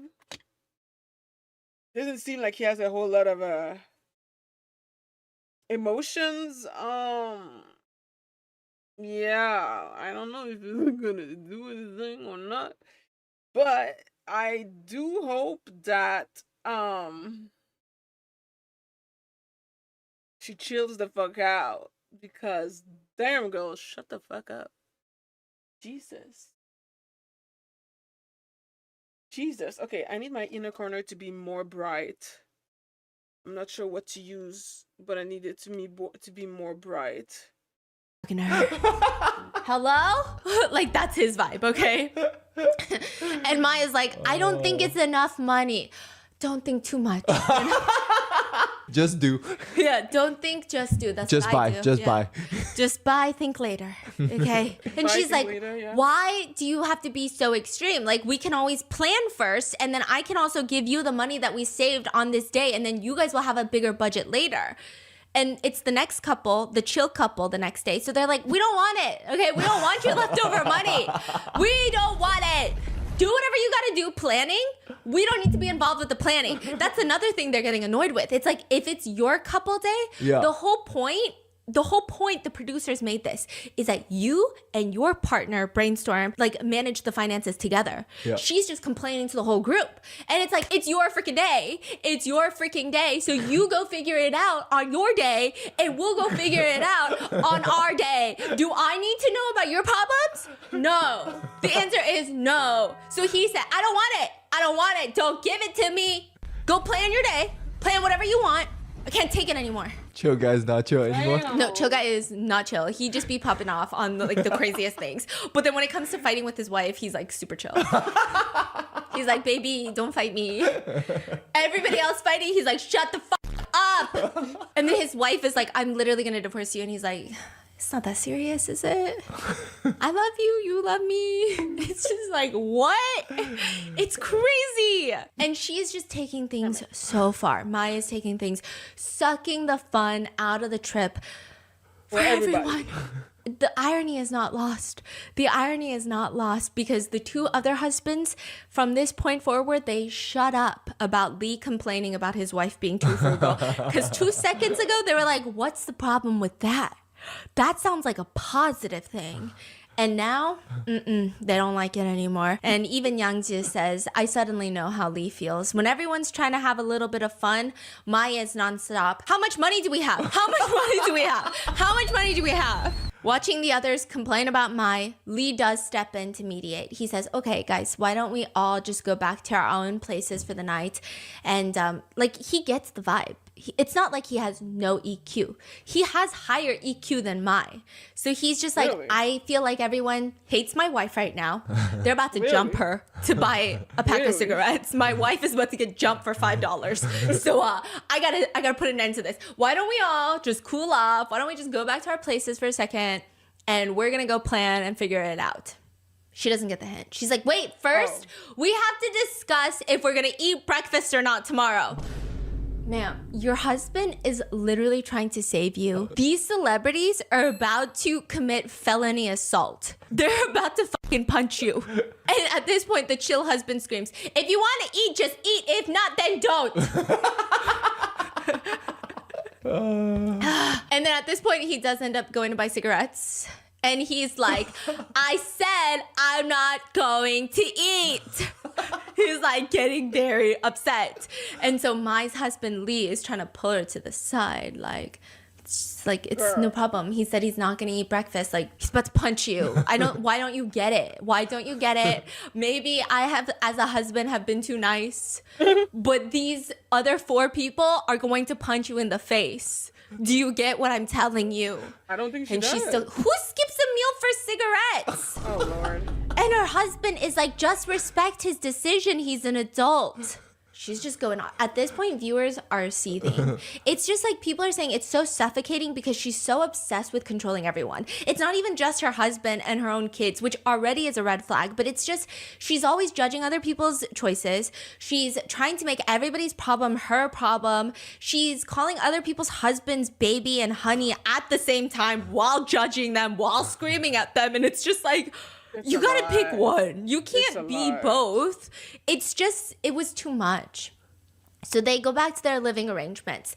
And at this point, it changes per place that they go to. But the residences were separated by girls and the guys. You're saying on this night? Yes. Okay. And when sometimes they will travel by RV and it'll be girls and the guys. So the girls and the guys, they're separated. And Mai is still not done. This is her whole personality. We will never hear the end of it the whole fucking season. It feels like she wants kudos for managing so well while the other couples are so chill because when she gets back, she's complaining to the other wives now. Oh my God. I never thought that $140 could last 6 people. It's just not enough. Like, I don't understand why I have to manage money at home and now while I'm on this trip, I still have to be in charge. She volunteered. And people are like, that is an insane statement. People are like, you volunteered. Yes. She's like, and you know what I realized? I realized in this moment that men are like children. I mean, they are, but still. Which is like, people have problems with that, you know? And like, normally, I'm so chill about it too, but it was just a lot. Because I think she's like insulting the woman's husbands in front of them. Face, I think I would have a hard time with that. It would just be what did the other 2 wives say? I mean, they didn't say anything, which is exactly what I would do, but it definitely would not be something I would experience as pleasant. Yeah. I don't know. Worry about your own husband. I'll worry about my husband. It's okay. And like, I'm not saying my husband's great, but like, come on. I mean, it's also like, I think in Asian culture, to not necessarily like, you don't want to make a drama out of everything. So to see them actually, some of them actually snap is not that surprising, but also a little bit surprising. And we were like, she really is pushing them to the fucking limit because, damn. Now, personally, if I was one of the wives, I would have most likely told her to shut the fuck up. Just it's very simple. Like you're annoying. Nobody wants to hear your voice anymore. You keep yapping to say nothing of value. Ultimately, we're all celebrity here. We all have money. It's not like we live paycheck to paycheck anymore. We all have made it in this life. So we don't actually give a flying fuck about the boundaries of that little $150 for 6 person for like a whole week. I feel like it's obvious, in my personal opinion, even if like maybe like it's 156. I don't know if it's like I mean, it doesn't really matter really. Like it's obviously not something that they can do. Nobody can survive $156 for 6 person for a whole week. It's crazy. So I just feel like she needs to chill. But I don't think she knows what the word chill means. So far, it doesn't seem like she is aware of a lot of things. Ugh, child. That's kind of mean. And I just met you. It's kind of weird, right? But she's like, in these situations, they still insist on spending money. They're not thinking about eating and food and just like going on and on and on. And it was just like initially in the beginning when the guys were spending money, don't get me wrong, all the viewers are like, men are idiots. But then when she kept going on about it in front of their wives and the wives are just like, yeah. It's also, even if the wives agree, even if they're like, yeah, men are idiots, even if they agree, it's just a very uncomfortable position to put these wives in. Yeah. Like, what do you want me to do? Trash talk my husband on live TV right now? Like, it's not even good. It's not even like I am talking about his shortcomings so that we can get better as a couple. It's just like, Yeah. I feel like you just want me to shit on my husband for no reason. And like, that's weird. So people were just saying, it's a little bit weird. It's a little bit weird, especially because you just called their husbands honey 2 seconds ago. Yeah. Does she have like zero EQ? Yes. Always saying the wrong thing at the wrong time all the time. It's really weird because she has high EQ. Okay, what I noticed is EQ is emotional, like intelligence. It's like IQ, but for emotions. She has really high EQ on picking up other people when it's negative towards her. But then everything else, like her EQ is not high. Yeah. And so the comments are saying, didn't you choose this? You chose to be the one on day one. Like, my head hurts from listening. People are saying she talks too damn much. Other people are commenting, first of all, you were the one who chose to do this. Second of all, you're the one treating the men like kids. Like, they weren't acting like kids. You decided to treat them like kids. And if you're not tired because you keep yapping, then who the fuck is tired? Okay, because what's happening? Everyone agreed that they should just split the money every day between the 3 different couples. Oh, that's a good idea. Yeah, because you can just decide how to do it. And she didn't want to do it. And she still doesn't want to do it later. We're going to talk about it because she wants to be in control of the money. And she want to complain about it. Yes. Yeah. So she volunteers to be the tour guide the next day. And a lot of people start psychoing. I think that people need to stop letting her volunteer for anything at this point because... Ooh, wow. What a buzzkill. I feel like this was supposed to sort of be pleasant-ish. I'm surprised. I feel like... I don't know how this works over there, but I feel like in America, someone may have dropped already. I don't know. Emotional distress. Emotional distress. Because she sounds extremely exhausting. Like, damn, ma'am. Relax. It shouldn't be that deep, but this woman may actually just drive everybody crazy. Analyzing and I think a lot of people have sympathy, as do I think lots of people have sympathy for how she might feel this way, being a housewife to a celebrity who probably meets lots of fangirls that are young and maybe are more conventionally attractive, and then you see all these other celebrity wives and maybe they look different from you, and you start having all of these thoughts and you feel like, what if he leaves me? I have no financial security. I have nothing. Like, I sacrificed my entire life for his career, and now that he's bigger and successful, what if he just decides that he's gonna find someone younger and hotter? Like, I totally get it. But I think the way that she behaves towards other people outside of her husband, because if her husband is making her feel that way, that's also a problem. And he also they need to work on it together. Yes. If he's making her feel more like that, that's both of their problems, right? It's not just a her problem, it's their problem.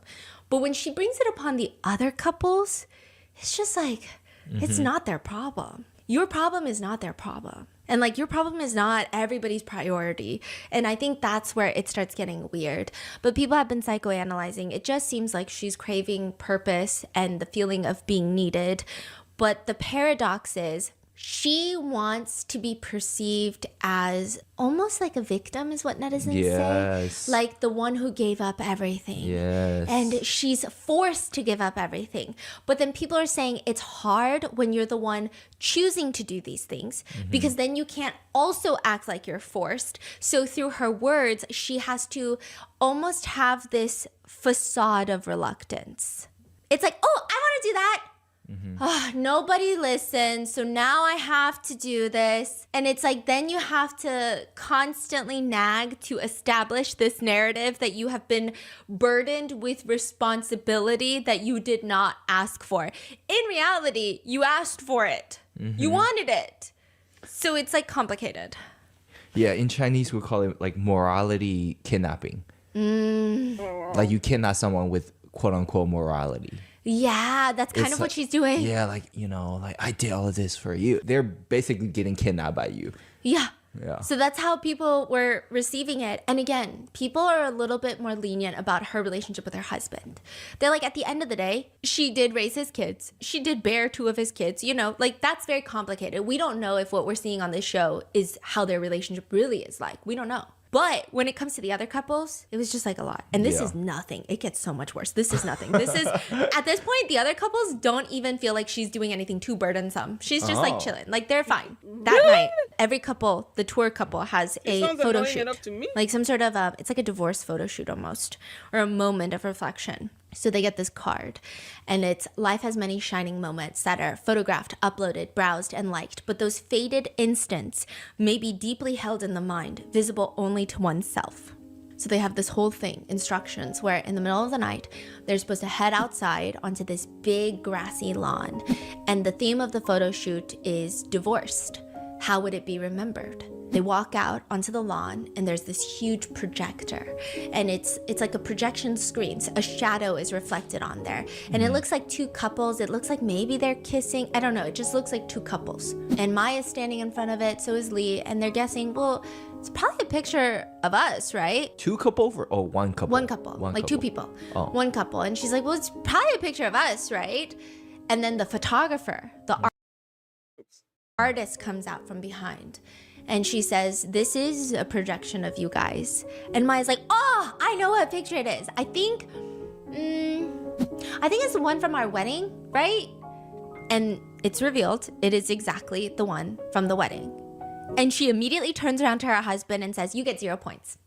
And so a lot of netizens didn't like that. But again, I mean, I don't know their relationship. Maybe that's how they joke, but it was kind of weird. It was kind of weird in such a special moment. I don't know. But she was just like, you get 0 points. And he just quietly says, yeah, I couldn't tell at first. And she just stares at him and laughs. So she has this thing where she laughs, even if she's mad, even if she's sad, she just be laughing. And it's kind of scary. That would scare me. Okay, so she's just laughing. Some people felt like she's not laughing. Like you can tell she seems annoyed. She seems annoyed that he didn't see it before her, which is kind of weird, netizens thought. But they're told to walk behind the projector. And she's wrong too, because it's not a shadow. It's just white drapes and they have this light machine and they used a real sculpture to cast it. And that sculpture is made from a pile of clothes. Wow. Wait, an artist use a pile of clothes to create a shadow that looks just like their wedding photo. Yes. Wow. And that's crazy. the pile of clothes is very meaningful. She says, this is the 0 point moment in your marriage, yes?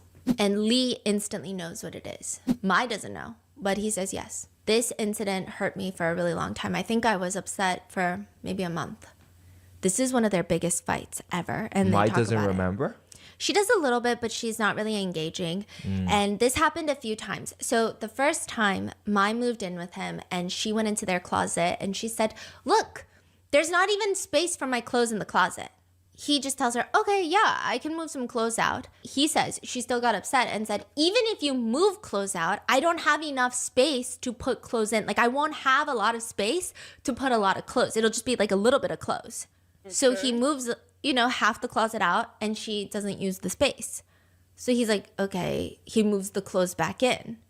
And then the second time, she gets mad again. She's like, I don't have anywhere to put my clothes in this closet. So then he moves more clothes out of the closet. And then she's like, no, still not good. So then he moves the clothes back in and he's like, I don't get what's happening right now. Like, I don't get it. And then he says everything was fine. So eventually, this goes on for like weeks. Eventually, he thought it's fine. She moved on from it. There's no conversation about it. I guess her clothes are in like a separate room with because I guess she moved in with him, right? Mm-hmm. And so her clothes are in a different room. Everything is fine during the day. He didn't do anything. He says, I didn't do anything to upset her or trigger her or anything. And then suddenly, she thought of something related to her friends who have their own closet wardrobe rooms, I guess. Okay, so then she comes up to him and she says, there's no space for my clothes. My friends all have their own like vanity tables and wardrobe rooms. Their husbands treat them so well. And just look at you. Look at our house. Look at your clothes. They're all yours. There's no place for me in this house. Around that time, they were moving. To a new house. Yeah. So they end up moving to the new house. I think that's why also he's like, okay, well, we're moving to a new house where you're going to have so much more space. Yeah. So they move to this new house and she brings up the issue again. Like, I don't have enough space for my clothes in this house. So he's so frustrated by this moment. He starts, like, this guy is so calm. You don't see him show any emotion throughout the entire show, except for maybe a handful of times. The other couples, all of them are like on an emotional roller coaster. The husband, the wives, everybody. He has maybe like 3 moments. He gets so upset. He goes into his closet and trashes every single piece of clothing he owns. He said that he came up with multiple solutions. She wasn't content with any of it, and she would just randomly bring it up out of nowhere when he thought the conversation was over. And he just was so confused. He didn't understand what she even wanted anymore, so he just threw away all his clothes. This was his thought. If she thinks there's not enough space, I'll make space for her. Okay. Then she thinks it's not enough space for her clothes. He makes more space for her. Then he said the problem became, I don't have enough clothes. My friends have more clothes than me. My friends have their own clothing rooms.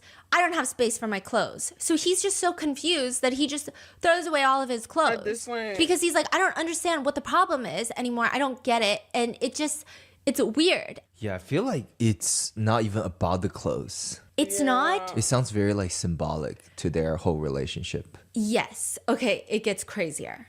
It does. He throws away all of his clothes. And now Mai never brings up the clothes again. Never brings up the clothes again.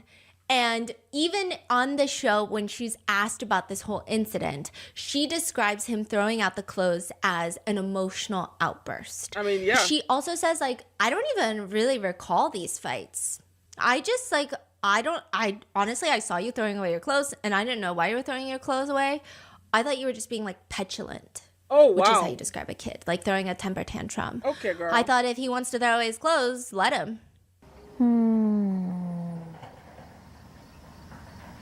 这我不太理解啊，我不太理解。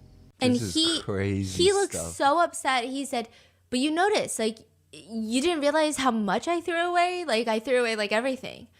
I can't remember exactly. My memory's a little fuzzy. Anyway, I didn't really care about it. I can't remember. I don't know how much you threw away. She also says very confidently, like, I really forgot about all the fights and the clothes incident, but I did remember his behavior. He stayed angry for a really long time because of this, but you know what? I didn't even know why he was so angry, so it's not something I can even comprehend. Woo! So even if he tells me, I just kind of forgot about it. I honestly didn't get it.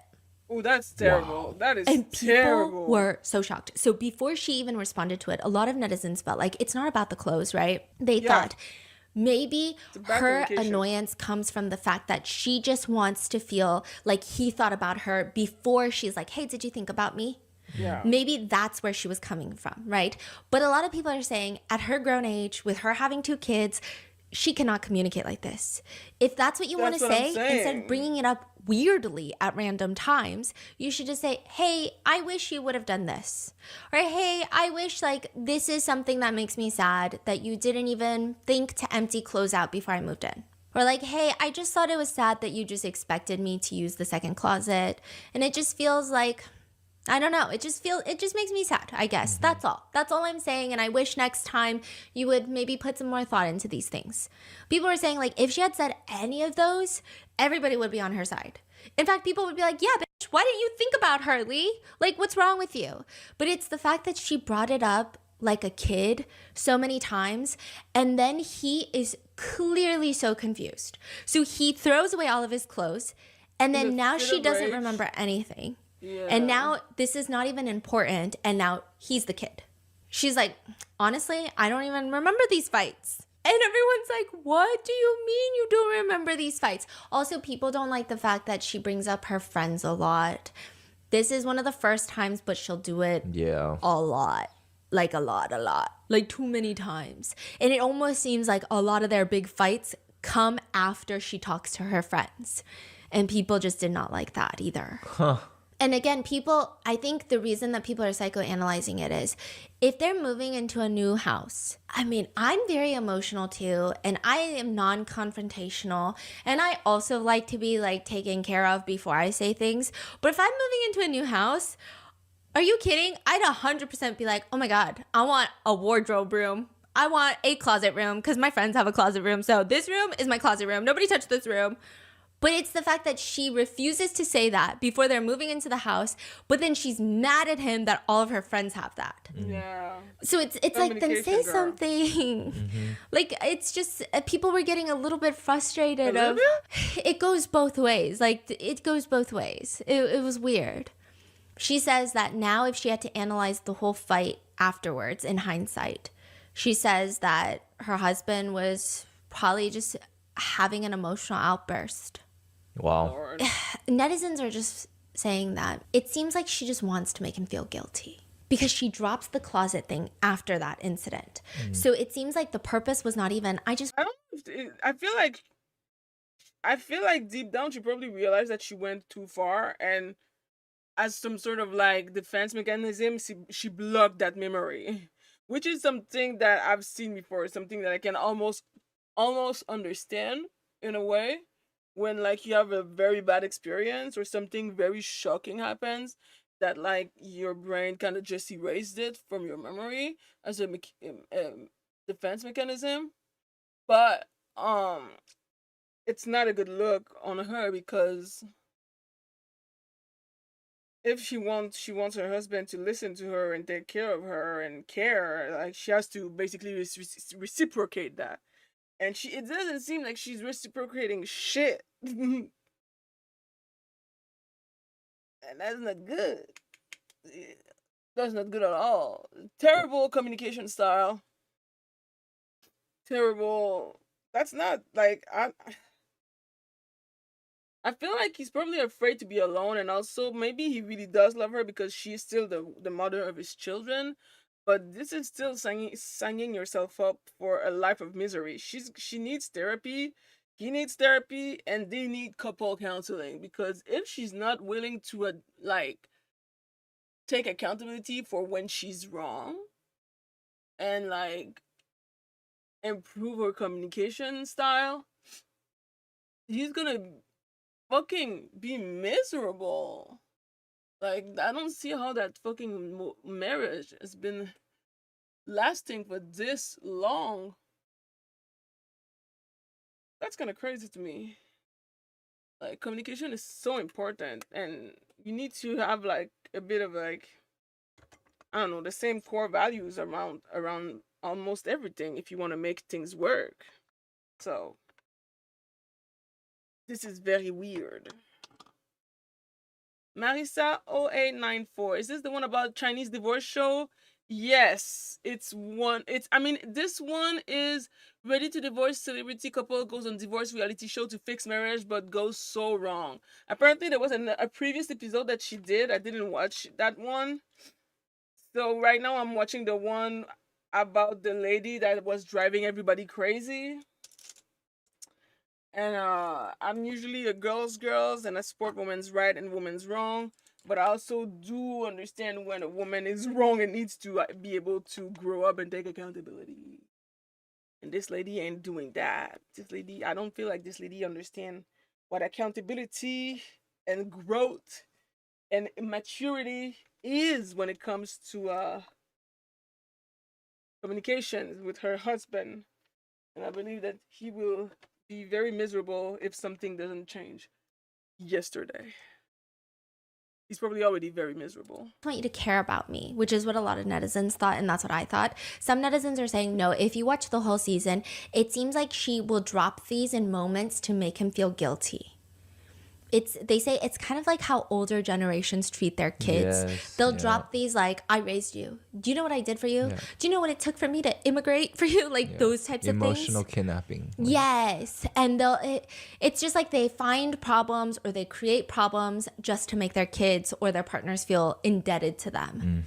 Hate that. And Mai continues that Lee does nothing to solve any problems for her. Oh boy. And he never solved any problems. All he did was throw away his clothes. Okay. But then Lee is saying, I literally solved the problem.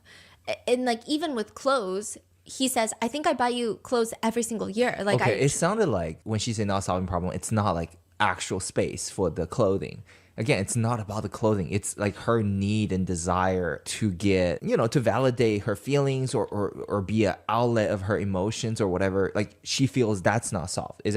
Would you say that's what she's keep bringing it up? Like, but the way she express it, it's like, I don't have space for clothing. And he's like, here's space. What space are you talking about? So they're definitely not even communicating. they're not communicating, but on top of that, sometimes I think her needs are unwarranted. At this point, it still feels like her needs are very basic, like need for love and affection. Her needs get crazy. It gets like uncontrollable to the point where it's like, oh, girly pop, how are you going to let me side with your husband? That should not be happening. That's not me watching a show where you have me side with the man. The man, you have me defend the man. The husband? How dare you? You should be sued for that. I have a fucking feminist agenda reputation to uphold here. Damn, girl. actually insane, okay? And throughout all of this, Mai says, actually, the whole closet thing was not because I wanted him to make space for me in my closet. I wanted him to show me love and buy me things and buy me gifts. And he never does that. And Lee is like, I'm pretty sure he does. because he's like, okay, let me tell you something. We were moving during this time. As you guys heard in the story, we were moving. So we're moving to this new house. We're doing renovations. I'm so busy. We also have 2 kids. I bought her gifts. Did I not? And he starts listing out the gifts that he bought her.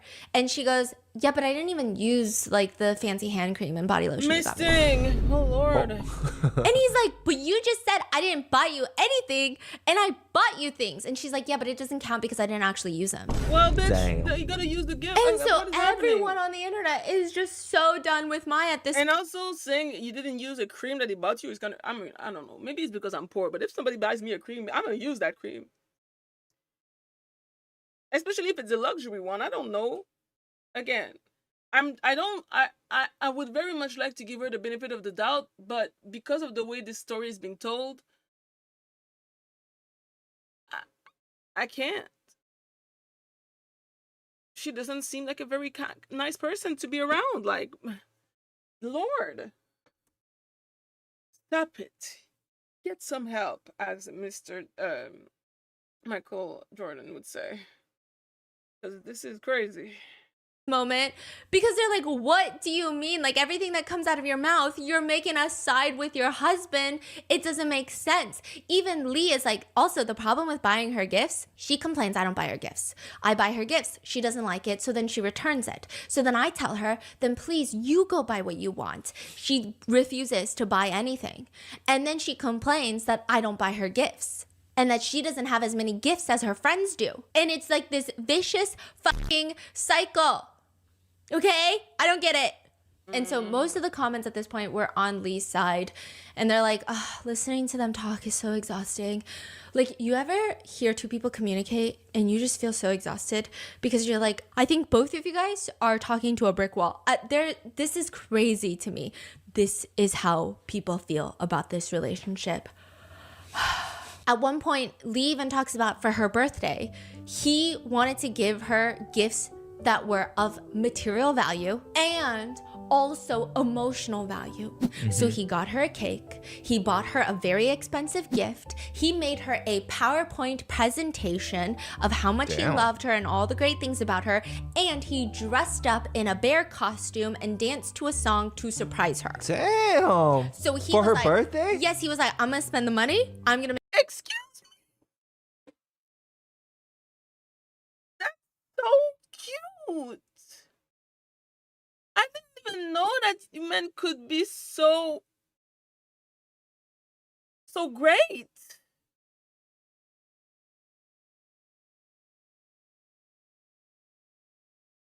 May this kind of love find me. May this kind of love hit me in the face. Damn. And she did not. Ooh, mes amis. Come on, girl. Come, girl.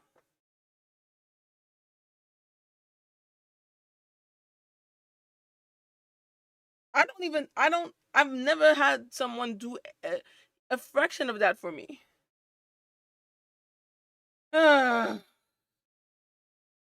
Returning gift is so disrespectful. It's very disrespectful. But he seems to love her so much and do so much. I don't understand why she can't just appreciate it. I don't know. This is weird. make sure it's emotional. I'm gonna make sure it's sentimental, and I'm gonna make sure it costs money. That is He did actually all crazy. of that. He did all of that. Uh-huh. And now on the show, she very confidently, even proudly, and this is like what's crazy to me, she proudly says, yeah, he did all of that. It's just fine. I mean, it wasn't like bad. It's not that I didn't like it. It's just fine. 就还好。 I think that she's been with this man for too long. She's been with this man for too long. She's been with a man who's been treating her so well for too long. And she doesn't know what it's like outside in the trenches with the single people and it's shit that we have to put up with. The bar is in hell. The bar is in hell. And she's out there receiving heaven and she can't even appreciate it. The bar is in hell, honey. Take it. It's not like he's violent or dismissive or disrespectful or abusive. He seems to be treating her so well. So I do understand people's frustration because I don't understand. What more do you want from this man? What more that you want from this man that you feel like he hasn't given you yet? Because, like, I don't understand. Jesus. That is crazy. Wow. Yeah. Netizens were trying so hard to be on her side because the other two couples, the netizens are like, hey, burn the men at the stake. I'll pour gasoline. Husbands at home are like, you know, they're my boys, but let's burn them. You know, I don't care. Like, let's burn these guys. Right. With this couple, all the netizens are like, this is actually crazy that I'm siding with the husband on a divorce show. Usually when you're on a divorce show, 9 times out of 10, you're siding with the wife. But this time I'm siding with the husband. And I don't even know which side is north anymore because this has thrown me off balance. How does he rate this 8.5 out of 10? Yeah, no, it gets worse. This is This is nothing. This is elementary school, This honey. is nothing, guys. This is nothing. Just you wait. Did you see how many times I stopped Yeah, watching? yeah. And I had to take a walk around the couch. I had to walk Pacing around back and forth, back and forth. No, literally, I was pacing back and forth because I was just so speechless. I mean, she would just complain about everything. Oh, we're about to enter the famous Shanghai green rice cake incident. The show invites a very famous speaker, host, investor, educator. She's like, her name is Teacher Zhang. She has a very respectful reputation in the industry. She's like a keynote speaker. She does post-graduation ceremonies. She just knows how to talk to people. She understands people. She understands people's wants and needs. And she's logical, but she has so high EQ. She's like a problem solver. So she's sitting down with the wives and Mai starts complaining that her husband just doesn't do enough. Like he doesn't do shit. You know, And the that's kind of girlies a are like, universal. yeah, the girlies are like this, right? Until she starts talking, and then they go, oh. Wait, never mind. I take that all fucking back. You're on your own, lady. Okay, this is the story that pissed her off. She loves green rice cakes Oh my god. from Shanghai. I didn't know she brought it up herself. She brought it up herself. Wow. He didn't bring it up. She brought it up. She loves green rice cakes from Shanghai. They're famous in Shanghai. So her husband, Lee, decides, I'm going to surprise her. I'm going to get a round trip ticket from Shanghai to Beijing, which is like a 2-hour flight. It's like here to New York. Yeah, Atlanta it's to a New York. 2-hour flight. So he's going to leave at 7 in the morning, fly 2 hours there, but then obviously airport traffic time and then, Yeah. getting to the green rice cake place. He gets there in Shanghai, but it's a surprise. If he had asked her, what's your favorite flavor? Then it wouldn't be a surprise. Yeah. So then he was like, I don't want to fuck it up. I'm going to get every single flavor. So he Damn. buys one of each. Damn. And then he immediately gets on a plane, flies home, and presents it to her. And like all the other wives are like, "Aw." Even teachers. Let me like, guess, it wasn't good enough? "Aw." You know, Wanna like marry me instead? that's actually so sweet. Let me guess. She says he flew to Shanghai to buy it, and that's all he did. He didn't do anything after buying it. He came right back. And everyone's like, that's really good. Like, he didn't go call up another bitch while he was in Shanghai. Like, that's amazing. Like, it also even wasn't a work trip. Like, he didn't go to a work meet. He literally flew there for your Shanghai green rice cakes and then flew his ass back. He didn't even call me. Yeah, because it was a surprise. He didn't even call me to ask me if there was anything else I would like to eat from Shanghai. OMG! This is crazy.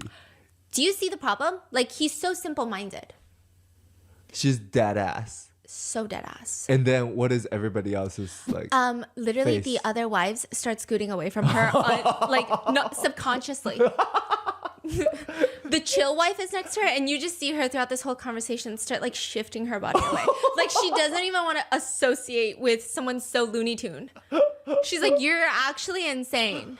Can we stop wasting resources on Teacher Zhang on you because you need a different type of therapist?" What in the world? Yeah. And what is teacher Zhang said? But she keeps going on. Okay, so first Mai goes on, and she's she's not like, I done? mean, yeah, I can be touched, but like there's a point at which you can't be satisfied. Like the point is, if you're already there, call me and ask me if there's anything else I want to eat. But no, he just gets the green rice cakes. Wow. Teacher Zhang is speechless. People say it's actually her first time in her entire career.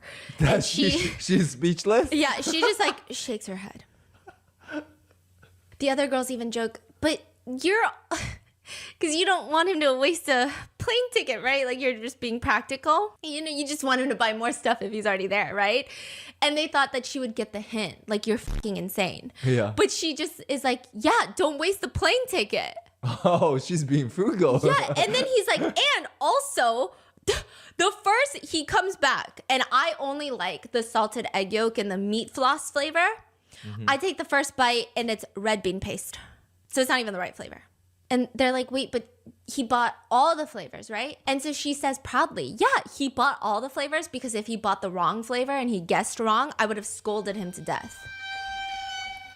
Oh, shit. Wow, this is wild. And immediately the teacher is like, did you just say you would yell at him to death? Of course I would, because he spent money on plane tickets and then you bought me a flavor I don't even like. I mean, wouldn't you guys? And all the wives are like literally moving away from her. Just, yeah, sure. They're just like leaning away. And they're just thinking, this is actually insane. You keep telling us your husband does nothing. He fucking flew to Shanghai to buy you a fucking dessert.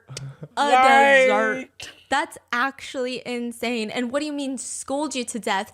And I think the worst part is she says it in a way that's so proud. Yeah. It's not even like, hey, this is a flaw in my personality. I'm trying to work on it. Holy shit, it's hard. Like, I got issues. I'm trying to fix it. I go to therapy once a week. I'm trying. I'm not proud of it, but I'm not going to lie about it. I'm going to tell you exactly. I'm not great at that. But it's the fact that she's like, haha.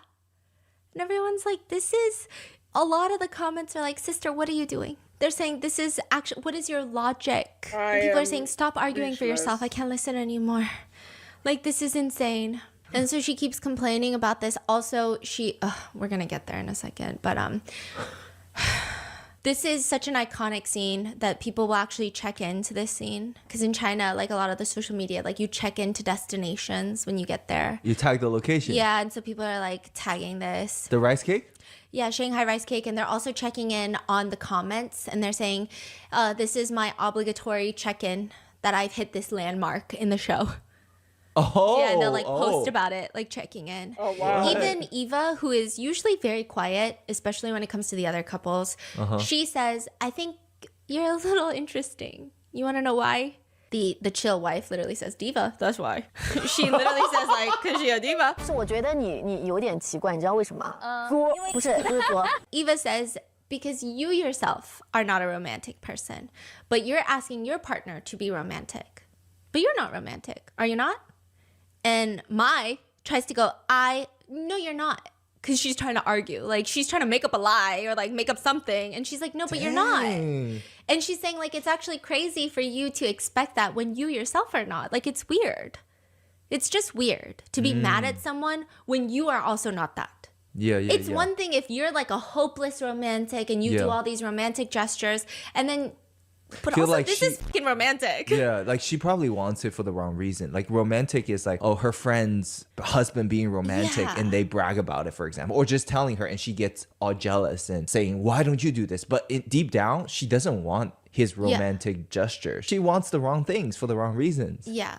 And I mean, even like, I'm sorry, but if she told her homegirl what he did, they would be jealous of her. Because who does that? This is a quality of man that you don't find this quality of man anywhere anymore. And so, what is she complaining about? What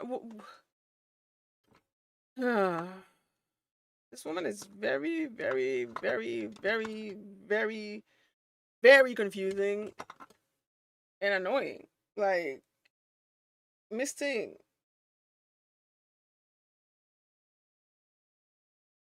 Like I said, she is very lucky that her husband is extremely passive because a person who respects themselves enough would most likely put their family through a divorce. I think that, like I said earlier, she needs therapy. The husband needs therapy, and they need couple counseling because this is actually crazy. This is very, very, she very is stupid. deluded into thinking that will make her happy when it really won't, because that's not her personality. Yeah. Because if you are genuinely someone who appreciates romantic gestures, this already is so romantic. It's like beyond romantic, right? But then to be upset about it, it's like, then clearly you're not someone who appreciates romantic gestures. And then she just admits to Eva, like, you're right. Okay, fine. I'm not. I'm very pragmatic. I'm very realistic. But then she says, but we had special circumstances here. This was happening when we were already fighting. I was already mad and he wanted to make me happy.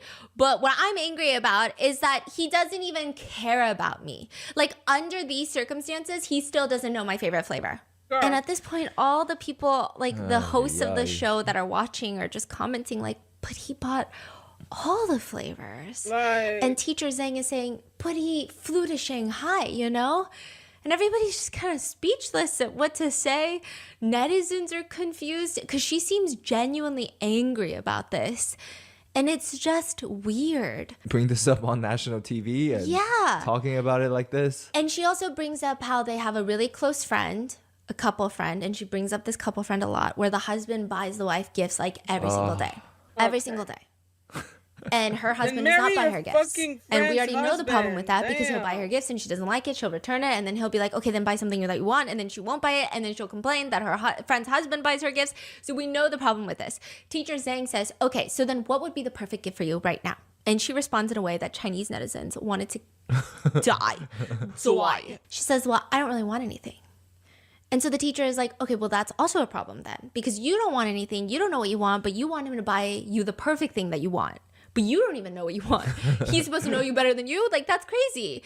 And so then she finally says, it's kind of uncomfortable for me to say this, because I don't even really want it. Like, I'm really not a materialistic person. You really are. But I think right now having a bag would probably make me look better, probably, show face.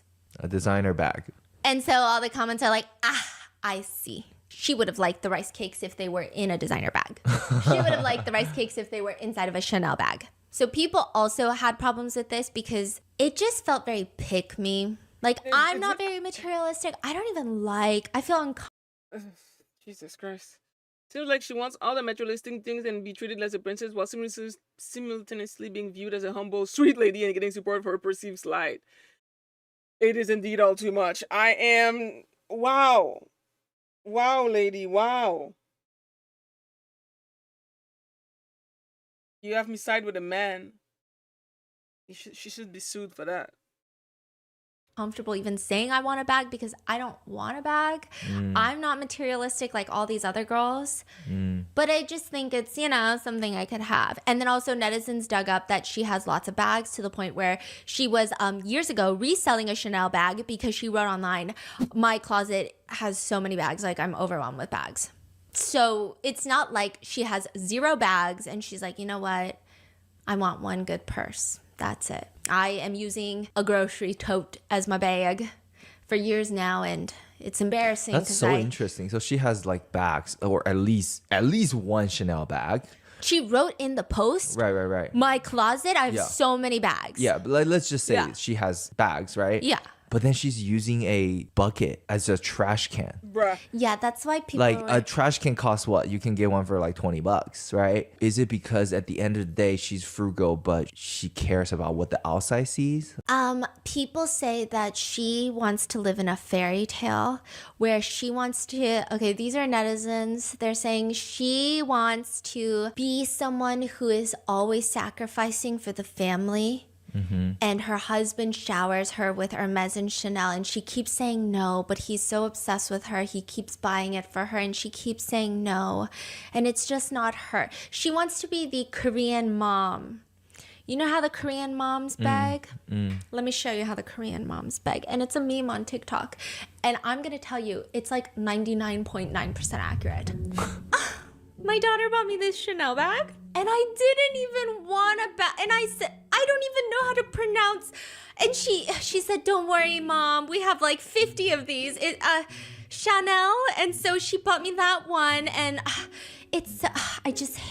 hate that she's spending money on me. And it just makes me like, don't spend money on me. Spend it on yourself. And she's like, Mother, I already have 100 of these. I literally use it to like pick up dog shit. And so she bought me 3 of these this weekend. And I just put it in, like, that's what she wants to do. Like, she wants to be like, I don't even care about stuff like this. Do you know what I mean? But she deeply cares. Yeah. And so people are saying like she'll give up on things that she doesn't care about and use it to guilt trip him, like the paint bucket trash can. So like that is a way to guilt trip him and be like, I'm not like the other girls, but she does want to be like the other girls. And that's okay to be like the other girls. What's wrong with the other girls? You know what I mean? There's nothing wrong with being like the other girls. There's nothing wrong with being like, I better get a bag for my birthday. I birthed your kids. So people are commenting, to put it nicely, she's frugal, but to put it bluntly and truthfully, she's materialistic. So people are just having a freaking field day with this. And she also keeps digging her own grave. So she gets mad at him about the Shanghai rice cakes. That's an iconic scene. Then she brings up how she's not materialistic, but she wants a designer bag as a gift. And then she talks about how her and her husband are just so different. Like their interest, even in music, is so different. Mind you, he is an artist. He's a singer-songwriter. She says, I only like to listen to like Billboard 100. Me as fuck. Me. Okay, only TikTok music. Sometimes he likes to listen to off the beaten road songs where it's like 5 people have listened to it, right? People are saying, okay, what's the problem with that? There's no problem with that. And she says, but we're just so different. And the teacher is like, oh, well, I mean, you guys can, that's the whole point. Everyone should be different, have your own interests, and then you ask about each other's interests and get to know each other. And that's the whole joy of being married to somebody, because you guys... Right? What are you doing? Oh my god. Yeah. Ugh.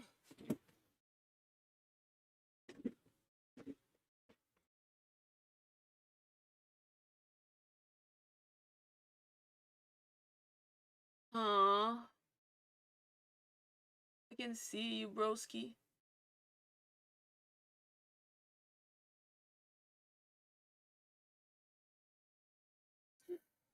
Always climbing in places. Anyway. Cannot be carbon copies of one another.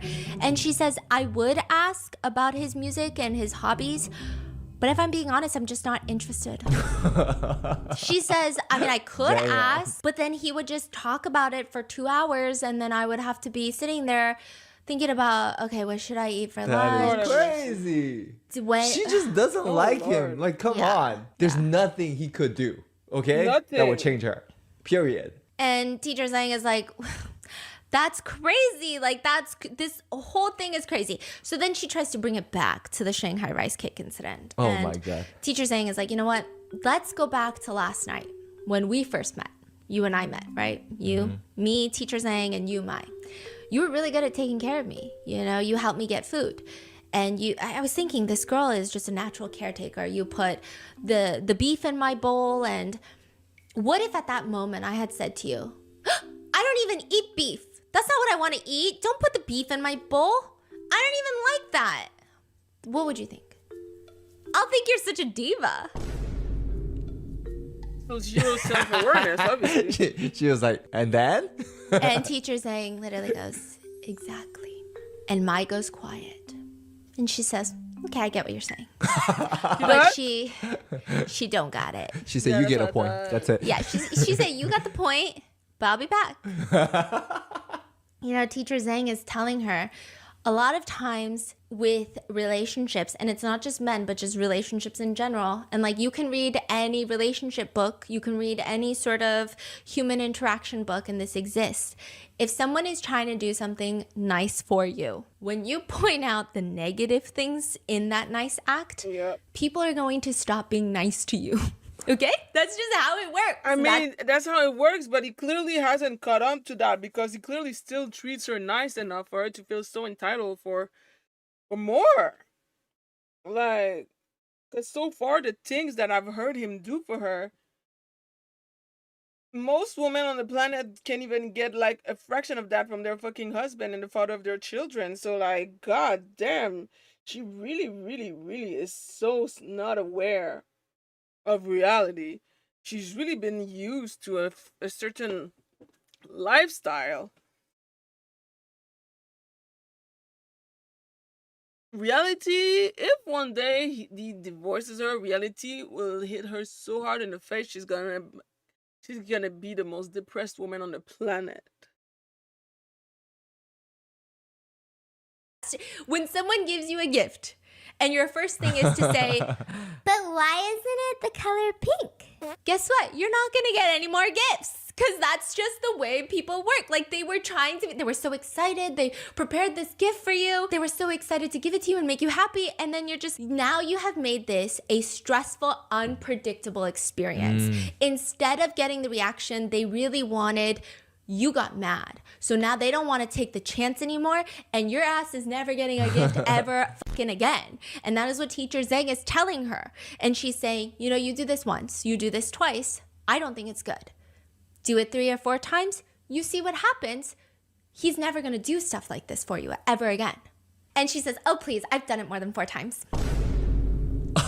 Yeah, I can tell. See, like, there's no hope. She's not gonna I can get tell it. she Like, did there's that more than 4 times. nothing. And people were so confused. Like, why are you proud of mistreating your partner? Like, it's weird. It's weird. Even when teacher Zhang points out how ridiculous her logic is, she just is like, she just laughs. She laughs, and all the comments are now like, every time she laughs is the calm before the storm. Anytime she laughs too hard, it's about to go down. And she continues to say, but the thing with our relationship is, it's very good with the other couple. Sometimes we'll see them like 2-3 times a week. So she's bringing up this other couple again. And she says, I always see the wife getting presents. And I'm just thinking, how could my husband watch see other people's wives receive gifts all the time and do nothing for me? Ay, ay, ay. And at this point, everybody is sick of this woman's shit. I don't know how to describe it. I mean, there are netizens who hate her. I think that's aggressive. We don't even know the woman in real life. But it's just, I get so tapped up by watching her. Like, if I see her communicating for more than 3 minutes on the screen, I have to take breaks. I get so frustrated, and I don't know. I thought genuinely going into this, Tiffany was like, well, he's very logical and she's very emotional, and it's like oil and water. They just clash. And I was thinking, I'm probably gonna relate to her because I'm emotional, you're logical, and like sometimes we clash over that too. So I'm gonna be like, yes, girl, I kind of feel you. You're crazy, but I feel you. Turns out, not at all. In fact, she is the exact personality that I cannot personally be friends with. It's just like overwhelming. It's the type of personality that piques your anxiety. It's just like so much stimulus in one person, like so much going on. I feel like she's the type where you have to be like, I think that you look better in the pink dress than the blue dress. And then you have to list out 3 pages of all the disclaimers. Otherwise, she will get mad at you. And she will berate you. And she will, like, literally one of the comments, and we're going to get into more of this, but someone said, I have seen one person be bullied by a whole group of people. But I have never seen one person bully a whole group of people by themselves. And that is what Mai is going to do to not just her husband, but to every single person on this show. What's even crazier is a lot of people started digging, and Mai is confidently answering a lot of these questions herself. Some people thought it's reasonable that she's frugal and she wants her husband to buy her these gifts. Maybe she has financial insecurity because she is the housewife, and a lot of housewives deal with financial insecurity. Mai owns 90% of the shares of her husband's business, which is him. He is the musician, and she owns 90% of the company that he produces music under. She controls all of the finances. She's basically like the CFO of his earnings, the CEO of his life. Like she controls everything. If anything, I feel like he's going to be screwed if they divorce. So people are like, I don't know. Because originally a lot of housewives were relating to her about the financial insecurity and the need to be frugal and wanting your husband to buy you these things because maybe you don't feel like it's your money. Yeah. But every time someone feels sympathy for her, everyone's like, well, actually, this is what she said. Yeah. And then it's like, wait a minute, what's happening? And if you thought that maybe she's just emotionally dense, right? But she's a good person, you know? I think she's a good person. I think so. But sometimes it came off really rude. There was a moment where finally another couple starts opening up. And the chill couple, they're describing how the chill wife, her family had given a huge dowry to the chill husband. And this dowry was supposed to be used for them buying a house and setting up their married life. So it wasn't like, hey, my new son-in-law, here's a bunch of money, do whatever you want with it. It's supposed to be something to set up their life where they feel comfortable about it. He takes control over the money. He starts investing in some risky stocks. He loses it all. Oh my He God. loses it Damn. all. And when she asks about it, he lies about it twice before he finally confesses all of this. And this is like a huge part of their relationship because she feels like their marriage was started on lies, and she feels upset because it's not even about the principle of losing the money. It's the fact that he didn't even tell her, and it wasn't a joint decision to invest in stocks. And then he lied to her about it. It's just a lot. And so she's asking the other husband, the chill husband, was it a lot of money? Yeah. You lost everything? Yeah. Then your wife's family is probably very rich. Oh my gosh. She's like, It just, what is wrong with this woman? like, it wasn't, Reading the room, 0. Like, yeah, it was not a great vibe. The vibe, I don't know what vibe it was. It was either like, well, then your wife's family is very rich and you probably don't even have to worry about it. So, like, your problems are not real problems. My problems are real problems. It was like either that or it was just like, I literally don't care if it doesn't involve me. yeah. I don't know which one it was, but it was just so strange. Everybody was so thrown off on it. And the other husband, you can tell the chill husband does not f with Mai the whole season. He's not outright mean, but he's just telling her as advice, like, I think one thing to remember for all couples is that none of us should be under the impression that our spouses or our families cannot function without us. He's basically saying, don't get comfortable and act like your husband and kids are going to die without you. Like, everyone can live without each other. Damn. And she says, you know, he said something to me similar once that really hurt me. It's basically like what you said. He said something along the lines of, the earth will go on spinning without you and his life will still go on. And I was so angry, you know. I was just so angry and That's mad. a sign, girl. And he's like, that's exactly what I'm telling you. That's exactly what I'm telling you. So then the chill husband is just trying to tell her, you need to let go a little. Like, if that makes you mad, that's alarming because that's the truth. Is it the nicest thing to say? No, but like he probably said it for a reason because you act like everyone's gonna die without you there. And that's not only bad for him, but that's bad for you because you put so much pressure on yourself. And he's just saying, don't hold on so tightly. Just leave some room for yourself. Like prioritize yourself. And she says, I haven't had time for myself for so many years. I don't even know how I to. feel like that's And then there's another trigger for us. So we have this friend who's very close and he buys things for his wife every day. Is this like the fucking 5th time she bring up the friend? So everyone. I feel like her response all follows the same formula. Yes. You can ask me a question and I can tell you exactly how this is my response. And Not she's- my response, Mai's response. Yes, and it's always going to lead. I don't know why. It's the strangest thing. She says that material goods mean nothing to her. Meanwhile, she keeps like a freaking log, a meticulous log, a ledger of all of the gifts that her friend is receiving, which doesn't even sound like something a friend should be doing. And then she also never has time for herself, but then she has an abundance of bags, so she has to sell them online because she's overwhelmed by how much stuff she has. So it's like confusing. I don't even know what's going on. And then she also says really problematic things of like, if I was someone who wanted materialistic things, when I was in my 20s, I had a lot of guys pursuing me and they were all really rich. I would have already had the life that, you know, we're trying to achieve by now. So she's saying we're in the progress of getting somewhere. I would have already been there if I married a richer guy. I didn't want any of that though. Like, I'm not trying to say anything, but I just want my husband to think. Like when I was in my 20s, I already, you know, had people who could give me enough. People beyond what I could have imagined, you know, but I didn't choose those material things. I chose my husband. If I had chosen any one of them, I could have been a rich wife and I would have been financially stable or at least had a few properties in Shenzhen, right? But I didn't. I don't want any of that. I just like my husband. Meanwhile, living in a $5 million mansion in Beijing. It's actually insane. Crazy. It's insane. One netizen says, I actually think it's really great that she came on this show because now her ability to gaslight is no longer the sole burden of her husband. She is spreading her talents across the other couples and they are all now trying to dilute her impact. And now he has evidence. He can point to this show in the comments and say, don't try to gaslight me. Don't try to gaslight me.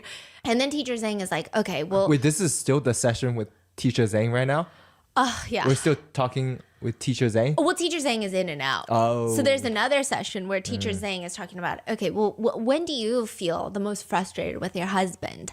And Maya's like, well, when I have to manage him. She's not his manager. So this feels like a weird word to use. But you know, I think a lot of wives maybe could relate. I saw comments of like, no, I mean, lots of husbands, you got to manage them. But Teacher Zhang is like, what kind of matters are you managing? And she says, well, when he goes to a performance, I have to tell him how many outfits to bring in advance. And then he gets really emotional about that and he doesn't like it. And he gets all rebellious. This is so alarming. Whoa. Okay, so then people are like, wait, let's break that down. She's saying she has to manage him. She tells him how many outfits to bring when he's packing for a performance. He's a creative person. He probably wants to dress the way that he wants. Like creative people, especially musicians, I feel like they're very into their, like it's always a thing. Like, don't tell me what to wear, right? And she's telling him what to wear. So then he gets upset and she considers it rebellion. And to call your spouse rebellious is kind of weird. I feel like there's only a handful of situations where it could be appropriate, but this is not one of them. It's very strange. Teacher Zhang is saying to even Lynn later, she meets up with the husbands and she's like, it almost feels like Maya's your mom. Yes, she intervenes in just every single detail of my life. I think that word is interesting. And Maya's like, see, he uses the word interfere. Lee, the husband, is like, I think I'm quite easygoing, but I just, you know, there was one time where I got so mad and we got into this huge argument. My manager real manager, was there. And at the time, I smashed a bottle of Coke in my hand. Normally, when guys talk about smashing bottles of Coke, normally all the girly pop netizens are like, red flag, run, red flag, run, right? Yes. But all the girly pop netizens said, he must have been really frustrated. Because when you watch him on this show, it seems like it takes a lot to get like this a guy very emotionally passive riled up. guy. But also, some people say that's the problem. Maya is so emotional, and he responds so flatly, it's driving her insane. But is that his fault? No. Is that her fault? No. But like, maybe they need a divorce then. But would you argue that even if he shows a little more emotion, it will make her even more reactive? Yes, and what's crazy is like she doesn't care when he shows emotion. She Yeah. gets so upset that people don't care when she shows emotions, but when he shows emotions, she looks disgusted. There's Bruh. one time where he's crying in the car and she goes, literally. I think I saw that. yeah, the clip. I think so. Oh my Was she God. like, why are you crying or something like Yeah, that? she's like, is it super that cold. serious? Yeah. Yeah. Yeah, that's, yeah. No, it gets crazy. That part is crazy. And he just says, I don't care about control in my life. I don't care about control in the household. I just want some control over my work. He said that there was one time where for a year and a half, he was in such a weird state. He could not get creative. He writes his songs. He could not write a single f***ing song in a year and a half. And he was getting stressed because this is where all their money is coming from. And he tells her he has to get a separate place for a month. He can't do this anymore. It's just every day she's just picking fights about trivial matters. And like that, you cannot be creative when someone Yeah. is like going on a rant about closets. And you're like, I need to tap into creativity for Yeah. our livelihood as my job as the sole breadwinner. He's saying that and he's like, hello. And she's like, no. So she finally lets him get his own place and he wrote 5 songs in a month. Damn. Yeah. And so he's just saying Run.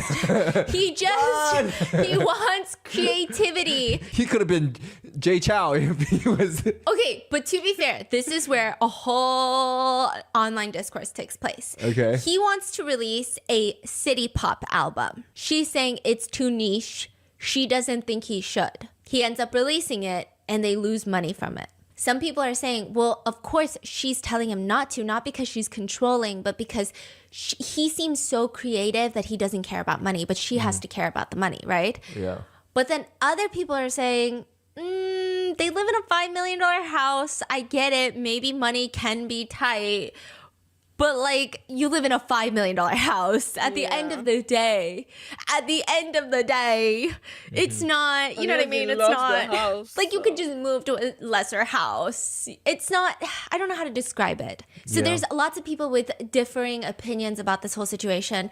Other people are saying like, she just wants him to be the next Jay Chow and doesn't really care about his music. Other people are saying he's just not business savvy and he's using her as an excuse of why he's not succeeding. And so there's like Damn. this whole Wow. double layered, I don't know. All I know is if you gotta leave the house to be creative, that's bizarre. No, I mean, I wouldn't say that's bizarre because I feel like a lot of artists have different ways to be creative. Like, I don't really think that's. I mean, it is sad that in this case, it seems like he needed it because he needed to get away from his wife. That's dramatic. That's very dramatic. But I wouldn't say that's crazy either because all artists have their own way to create, and some of them need time and space and blah blah blah blah blah blah. That's not the issue. The issue is he needs therapy, and so does she. The issue is the fact that they have children together, which makes everything even more complicated because obviously you don't want to put children through a divorce, but I don't see how his life can end without him being absolutely miserable. And that is so sad. I think if it's the kids, that's one thing. But if you're like, no, it's not the kids, it's literally my spouse, then I don't know. You gotta really, that's weird. I don't know. And the next day, this is where everything gets rich. And I'm going to leave you in a second because there's so much to unpack and you just need to sit with the feelings before it actually gets crazy.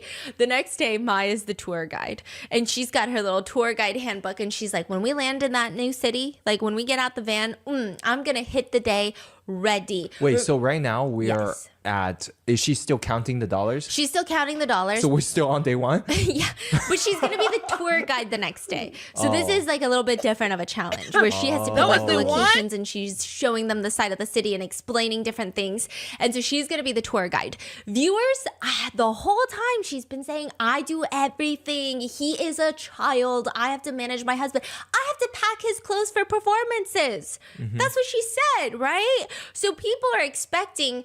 Is it going to be annoying? Yes, but people are expecting military drill sergeants, 7 a.m., like get your asses up, that type of energy. Every single person is up except for Mai and Yangju. Mai is rolling around in her bed at 11 in the morning. Dang. 11 in the morning. I rarely see parents that wake up past like 9 in the morning, even when they don't have their kids. And so 11 in the morning, people thought it was a little bit crazy, especially because everybody was almost already done getting ready and she's still in the bed. Dang. And people are confused because it's her day. And I think people even woke up and made sure they were on time because they were terrified of her.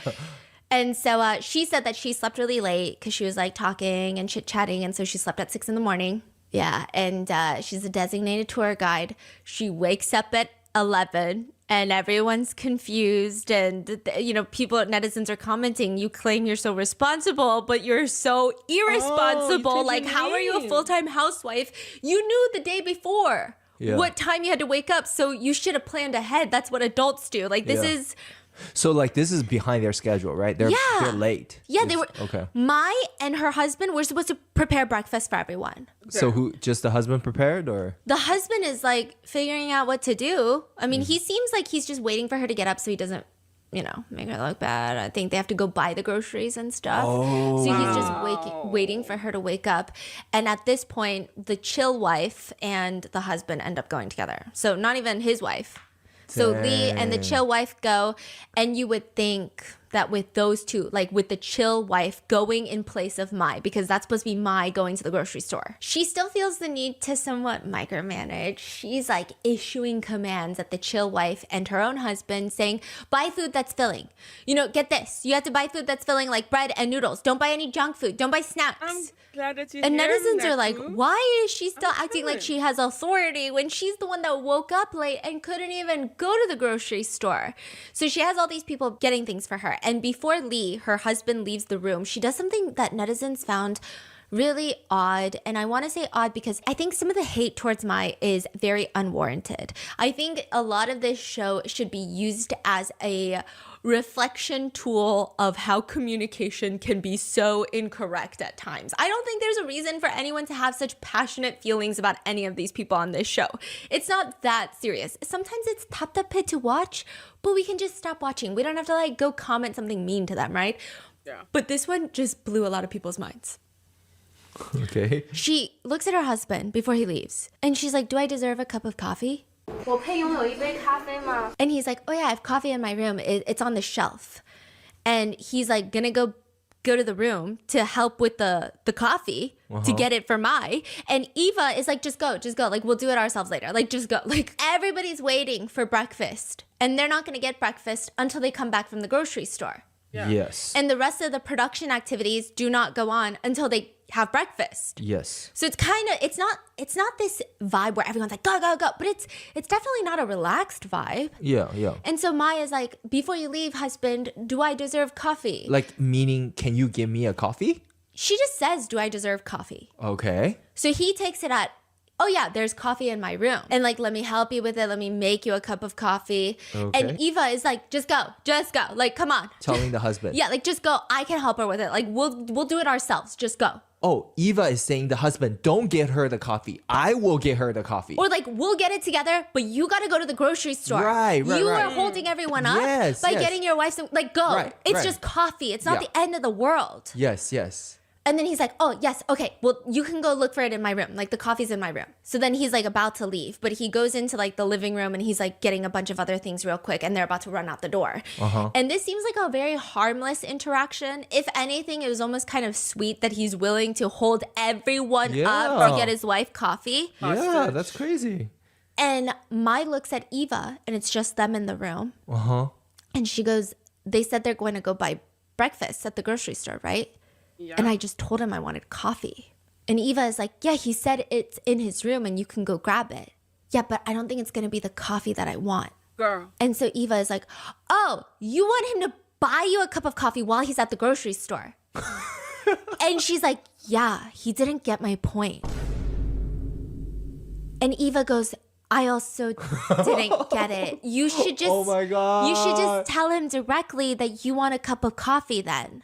But I already said it. I said, do I deserve a cup of coffee? That's And not he asking said him there's for a some in his coffee. room. That's Oh my God, this is kind of they horrifying. really have the And worst Eva's like, communication. just tell him to go to the store Literally. and get you a cup of coffee. So then she screams outside, go to the store and buy me a cup of coffee. Immediately, husband goes, okay. That's all. That's it. This whole thing of getting a fucking cup of coffee at the store Yeah. almost became a relationship fight. Yeah, that's crazy. Okay, I know this is not the same, and it's really clearly don't have a not good like communication how style. what's Like, her she's name? terrible Maya at is doing communicating. it, but The you know, Kiwis? yes, this TikTok that. Okay, the TikTok is husband is going to Costco. Wife shouts at him, oh yeah, I heard that the kiwis are on sale. He comes home. No kiwi. Son's kiwi. Is it a fight? Whose fault is it? Whose fault is it? Whose fault is it? Yeah, Maya's a little crazy for Okay, sure. but the so. kiwi's on sale. It's not bad if the husband doesn't get the kiwi. But okay, let's say husband didn't get kiwi, but husband got you a favorite bread. yeah, I think husband not getting kiwis Yeah. is kind of like, I mean, damn, I picked one with a little lower EQ, but that's okay. He makes it up with IQ and love. Okay? Exactly. But like if husband feel like gets the it's kiwi, typical. okay, great. You picked one with a little more EQ, right? Yeah. There's not like a bad answer. It's just like, I guess every If you want kiwi, just say you want kiwi. Oh my. People are not Professor X. They can't read your mind. Just say how you feel. Sometimes you expect people to know how you feel, just to realize that they really don't, because they're not in your head. You got to be very, very, very clear. Just say how you feel. Cause damn, do I deserve coffee? Do you want coffee? Yes or no? It's not that hard. This is a terrible type of communication. everyone has a different preference. But this one, Yeah, it it's would a have gone little over wild. my head. And I feel like I pick up on weird shit. No, I think the problem is he already said that, hey, there's coffee in my room, and he Yes. was gonna go get it. So it's like he's listening, he's Responding? taking care of you, Yes. he's ready to help you. And if you think he didn't get it, then just thank you. Like, but can you buy me one from the store? I feel like that's perfect. Like, do I Yeah. deserve coffee? He's like, oh yeah, coffee's in my room. And she's like, oh, but I want one from the store. Yeah. Can you get me my favorite coffee I from think the store? that's the difference. Yeah. Yeah. But she just kept, and then, She's ready to go. no, but the way she told Eva about it was like, did you see that? He didn't get my point. And Eva's like, no, but I didn't either though. Like, girly pop, I didn't either. Nobody got the point. If I had to rank Mai's performance on the show, because, I don't want to say it's Mai, because I think in reality shows, people are sleep deprived. It's high cortisol, it's high stress, high heavily tension edited, environments. There's definitely scripted. editing, scripting. There's got to be some editing manipulation also involved. So I don't want to say it's Mai, but her actions that are depicted on this show, this is elementary school, bitch. Damn. This is No still way. this is still at the point where I go, I don't get why everyone's so upset with Mai. Up Really? until now, it's like, do I agree with her actions? No. Could I be friends with someone like her? No. Could I date someone like her? No. No. But do I think that we need to all be upset? No. That's what I thought, right? That's what I thought until she thought the cameras were off. Oh. There is this moment. There's this moment where she thinks the cameras are not recording and she goes off. Not on her husband, but somebody else. You're gonna die. And that is it. I mean, do you guys want a part 2? I don't know if you do. I'm guessing we're gonna get I don't know if you do, or if you want me to go back to Clearly we're rapping gonna get a on part Rap of Chat. You let me know in the comments. But I hope you guys enjoyed today's episode. Take it This easy. episode Get stressed some me rest out. after that one. That was a lot. But I'll see you in the next one. Bye. Thank- At least it's not murder.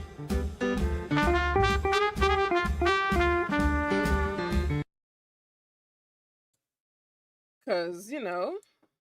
Hey! Stop it. Which one I watched today? That one. Yeah, she made 2 more parts. God damn! Tito, qu'est-ce que tu fais? Arrête là, tu m'énerves. Well, I'm not watching that today. What time is it? It's time for me to take a break. I'm gonna go eat something and I'm gonna come back for video games later. All right. Well, that was fun. That was also okay. That's what I thought. I felt like that video was fucking long. It was a 2-hour video. I get it now. Damn. All right. Well, today we did not watch true crime, but we watched a video that felt almost like a true crime could have happened because of how annoying this poor woman is. I hope that everybody involved gets therapy and help and lives happily ever after. Am I gonna watch the rest of this on stream? I have no idea. To be continued. But as far as this stream is concerned, I'm done. My makeup is done. And yeah. I'm gonna go eat now. Bye bye. See ya.